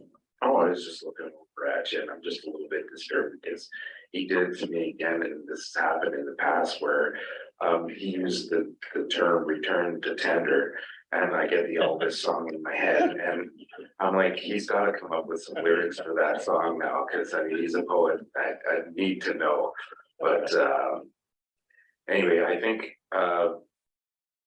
I'm happy with what's in front of us, but you know, I'm easily convinced otherwise if we need to go back to the drawing board again. I think it's a worthwhile initiative, and I guess while I'm here, when was the last time we went to the province to buy the building that community or CFS is in? Does anybody remember, and why we got turned down? Is there an opportunity to do that again? Because I think when we talk about effective use of space and centralizing, it still sits an ideal location for us to really focus our resources. Deputy Mayor Waxtra, I'll say that any efforts in that area certainly predate me, and so I'd look to either other members of council or administration that may know when the last effort happened. The second part, could we again? Certainly we could propose something to the provincial government. Would our proposal be better if we had a valid justification for it that was based on some solid information? Probably. And then the decision of the provincial government or whatever the provincial government decides at the time. Yeah, no, I think it's good to have something in our quiver to go with for the ads. So that's exactly where I was going. I don't know what happened in my place. Maybe it's me telling myself to stop on the computer. Councillor Melnick.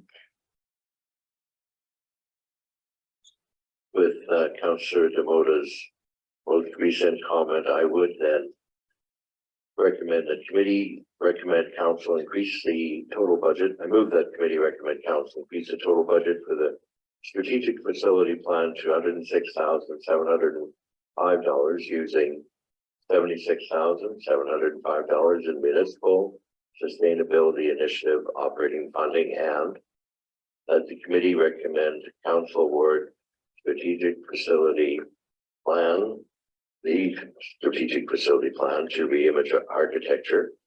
And I think we had a good discussion here, and I appreciate that administration is looking at this on a quite timely basis, which was, I think, important if we're going to do this, that we try to get it into our budgeting and planning as soon as possible.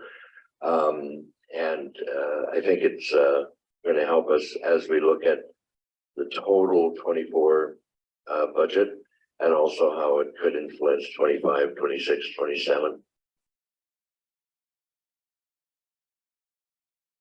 Any debate? Councillor Moore.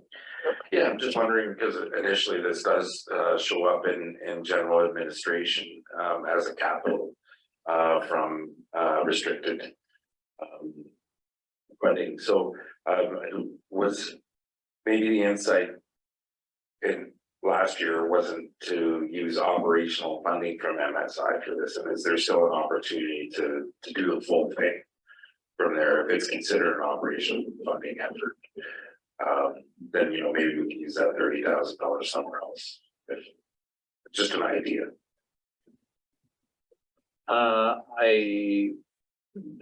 For Councillor Demota through Deputy Mayor Waxtra, I'll say that I did consult with Director Melanchuk. She didn't suggest substituting the initial base funding from any other source, and so I believe that I believe that this reflects Director Melanchuk's best advice of how to cover off the difference, and that there wouldn't be any benefit to be gained by substituting the initial funding. Thank you, I appreciate that. It just came to me when I was rereading it, and then just semantically looking it over, going, operational funding. So, thank you. Any other debate? Comments? I'll call the question then. All in favor? Motion carried. Move on then to 7.6, the skate park project update. Yeah. Director Reed, it looks like you're up. Thank you very much, Deputy Mayor Waxer and Council. So yes, the item before you is the skate park project update and a request for decision.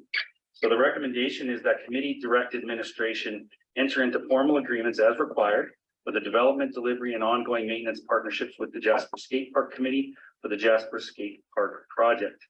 Alternatively, committee could recommend that we bring future information or more information to a future committee meeting or other alternatives as council sees fit.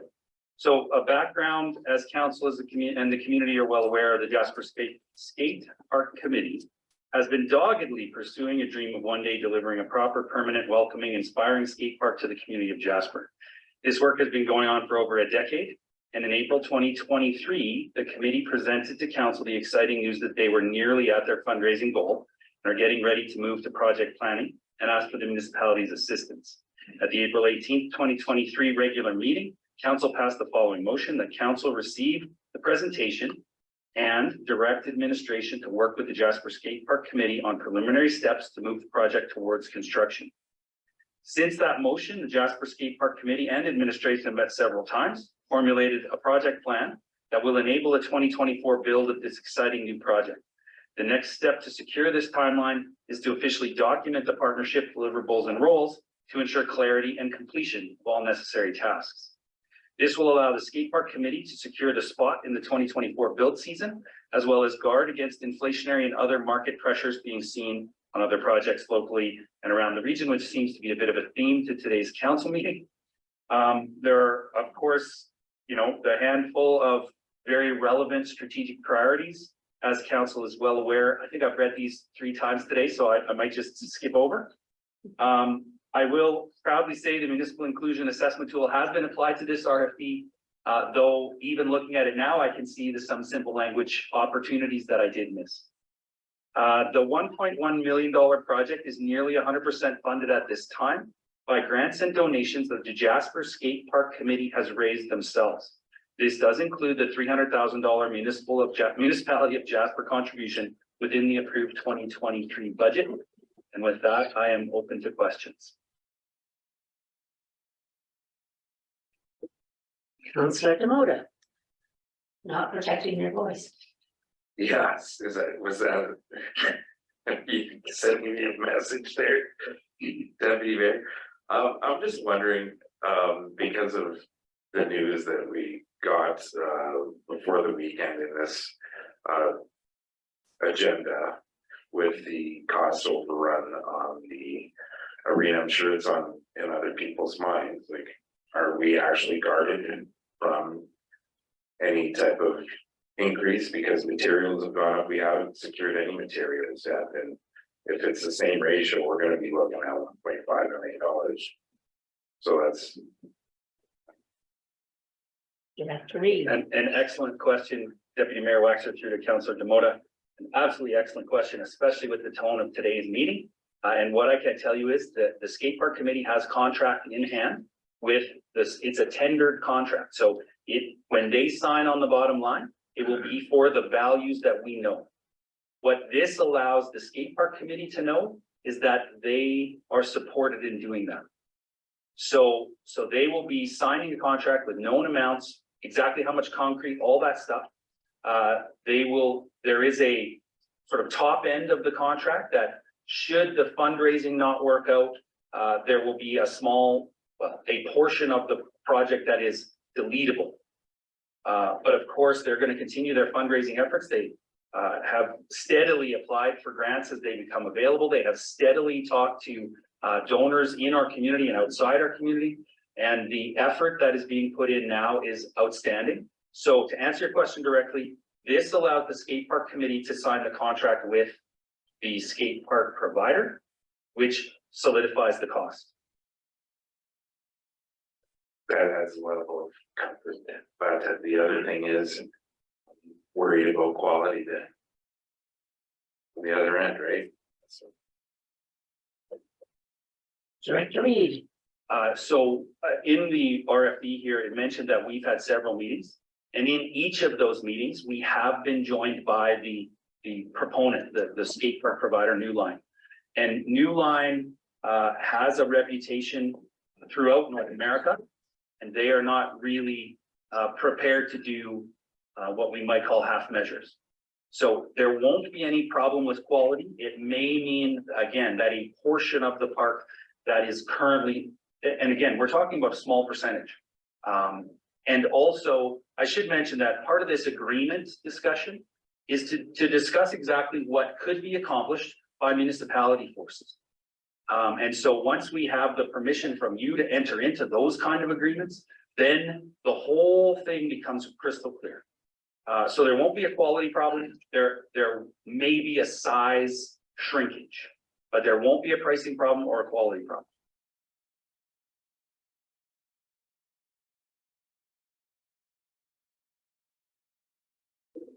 Any other questions or comments? You're on.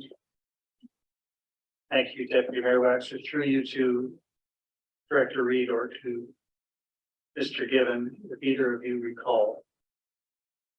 My recollection, as I stand to be corrected, is that the municipal commitment was up to $300,000. The request for decision, I think, implies that it was a $300,000 contribution, but my recollection up to that, and that didn't include what we might contribute by way of services. Is that correct? Deputy Mayor Waxer, through to your worship, that is correct, with the caveat that I believe it was up to 300,000, a third of the cost, up to 300,000. So they have raised almost exactly, well, no, I think they're over 900,000 now. And so our commitment by that third is the full 300. That's why we're making it clear here. And that is what's budgeted. And as far as what else we may or may not do, that would, either be part of the budget discussions for 2024, or it would come as a clear ask. Should there be extra funding required or extra support required? So, and if that was to be the case, then perhaps some of that could be offset through gifts in kind, like donated municipal work on the site. Deputy Mayor Waxer, through to your worship, I would say that nobody on the committee is thinking that way. They are thinking that the $300,000 is accounted for already. And should there be extra opportunities, they would be exactly that extra. If Director Greathead were here, I know one of his discussion points is, training of his staff requires a certain amount of earthwork practice. So he has to do that anyway. If he can do it in a way that supports the skate park, that's the kind of help we're talking about right now. I think that's probably good enough answer.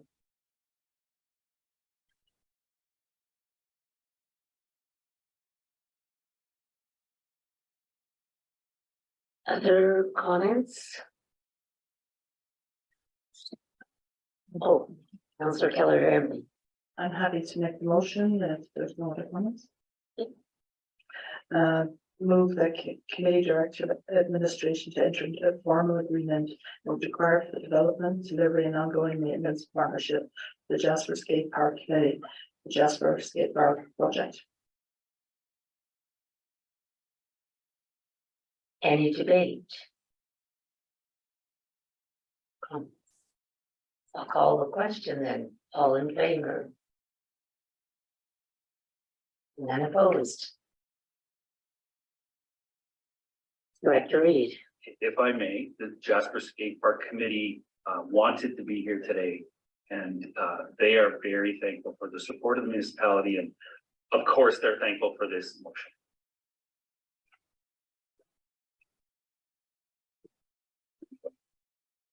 Councillor Hall. Just going to say that if they were here, we probably would have heard a little woohoo from the stairwell as they left. Yeah. Some body parts are aching now because I'm anticipating getting all this gear, and hopefully there's going to be some training sessions out there because I'd like to participate in our new park once it gets built. I think this is a very exciting moment. I think it's been many, many years in the making. Many years in the making. Then I believe we are free then to move on to 7.7, the Global Covenant of Mayors for Climate Actions. And I pass that to Mayor Ireland. Until 10 seconds ago, I forgot that I had asked to have this added, and so I, for other reasons, came to today's meeting less than fully prepared. However, I can speak to it generally enough. I attended a session at FCM in Toronto a couple of weeks ago, where there was some discussion about this global covenant of mayors. And although it's a bit of an odd name for a collection of municipalities around the globe that are interested in taking action with respect to climate change, I was intrigued by the possibility. I've done limited research of my own.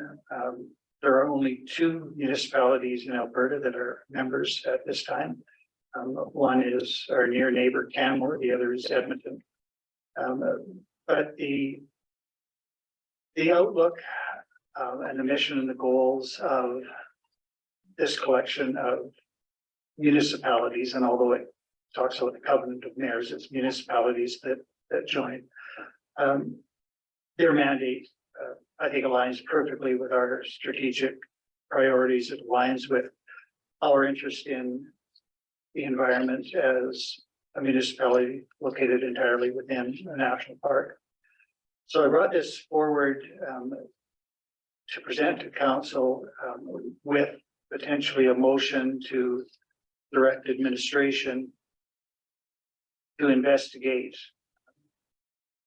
the costs and benefits associated with Jasper entering or agreeing to become a member of the Global Covenant of Mayors for Climate Action and returning to council. I can say that there will be some work involved because in order to meet the criteria to become accepted, you have to have some targets of your own. But I think it's an opportune time now to move forward with something like this because we are in a position to set some targets with respect to greenhouse gas reduction, particularly as we look to moving toward more active transportation and potentially an electrified bus fleet and all those other things that are in our future. And we can, I think, quite easily suggest that there are targets available where we could improve the climate of the world by improving our own climate here. So my thought at FCM was that this was an opportune time for us to take action on our commitment to the environment generally as reflected in our strategic plan. No immediate results would come from this, but it would keep us on task for a whole number of actions that I think we're already committed that relate to the environment. So again, having sent you the material that I researched because I forgot to do that. My recommendation would be that we direct administration to return to a future committee of the whole meeting with the material and an analysis from administration's perspective of the costs and benefits of potentially applying for membership in the Global Covenant of Mayors for Climate Action. And that's the best I can do on the spot. Clarification, was that a motion? Yes. Yes. Any debate? I'll call the question and all those in favor. Motion carried. That brings us to the motion action list and CAO, given you may wish to speak to that. Not a lot of updates being proposed, Deputy Mayor Waxer. You'll see that the majority of items are relatively on track. We are asking to forward the Jasper Hockey League item to August. I know Director Reed has started some thinking about that. We anticipate that it may be before August, but we just want to make sure that we've left enough time. And I believe that there are some meetings with user groups that will happen between now and then, and that Director Reed was hoping to have some discussions with those user groups about that item. Also, I wanted to bring the council's attention back on the first page, the JCHC governance and the municipally controlled corporation business plan and unanimous shareholders agreement that is still on track to be delivered to council for the June 27th committee meeting. And just for your information, we'll be looking for a decision for you on the formation of the corporation because the government of Alberta requires a public hearing and required public advertising time. So at that committee, you'll be able to see the proposal, ask all the questions of myself and the consultants. And if you are still willing to consider, and again, I'm saying that that's not a determination that you will, but if you're still willing to consider setting that corporation up, then the motion at that time would be to establish a public hearing that will meet the required provincial advertising guidelines. So, which we'll push that final decision-making opportunity for you into July. But we are going to have the initial information to you at the end of June here. So I don't believe that we were able to strike any off today. There's a lot of self-generated work and other work that was already underway that came to me today. We're just looking for that one update to the Jasper Hockey League item to move that to an August timeline. Any questions? So can I have then a motion to accept?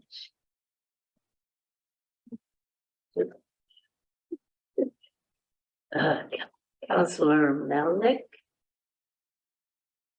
Thank you, Deputy Mayor Waxer. I do make the motion that committee approve the updated motion action list, which really has not changed other than the addition of the change to the deferring one item by a month.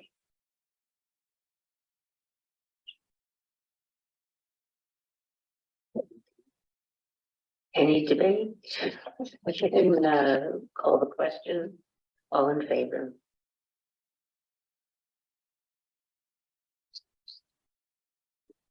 Move on then to councillor upcoming meetings. Has anyone got some reports? Councillor Mel. Moving along quickly to avoid having to make a motion to go to 4 hours. Tonight I'll have the Board of Directors meeting, monthly meeting for the Jasper Yellowhead Historical Society. As well later this week, depending on how things go, Lemonade Day should be pulled off on Saturday, and on Thursday there's a tasting of the lemonade that I'll be attending. Last week, Councillor Rico and Rico Demota and myself attended the Community Futures board meeting in Hinton. And yesterday there was an emergency advisory committee meeting, which was attended by both yourself and His Worship, Mayor Ireland. And that pretty well sums up the last week and tonight.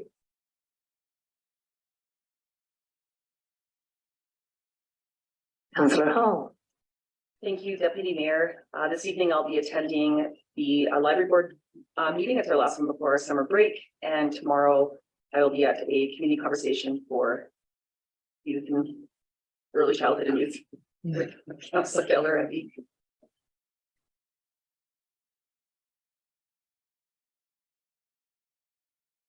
Any other reports? Oh, sorry. Councillor Keller. I just want to thank everybody for last week for Seniors Week. I want to thank Director Reed and staff. They put on a beautiful function at the activity center. Everybody enjoyed it, and I'd like to thank you for that. It was greatly attended. And last week, every day we had something on for our seniors, and it was very well attended. I'd like to thank the Rotary Club, Just Raptures, and a number of musicians that came out, and the staff at Alpine Summit. It was a great week, and all our seniors really enjoyed it. I just want to thank you all.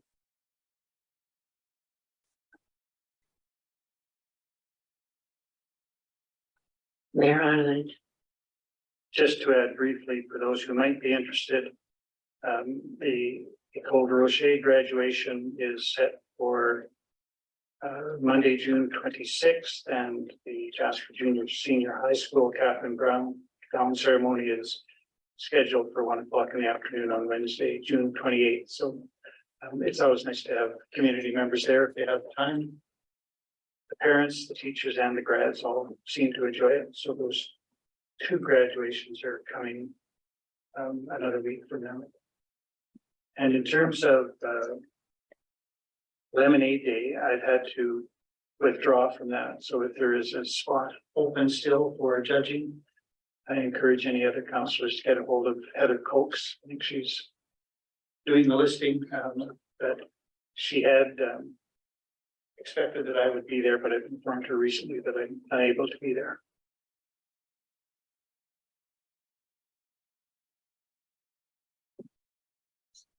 Thank you for the reports. If there are no others, we'll move on to upcoming events. Is there anything to? Oh, Mayor Allen. No, that was upcoming. Okay.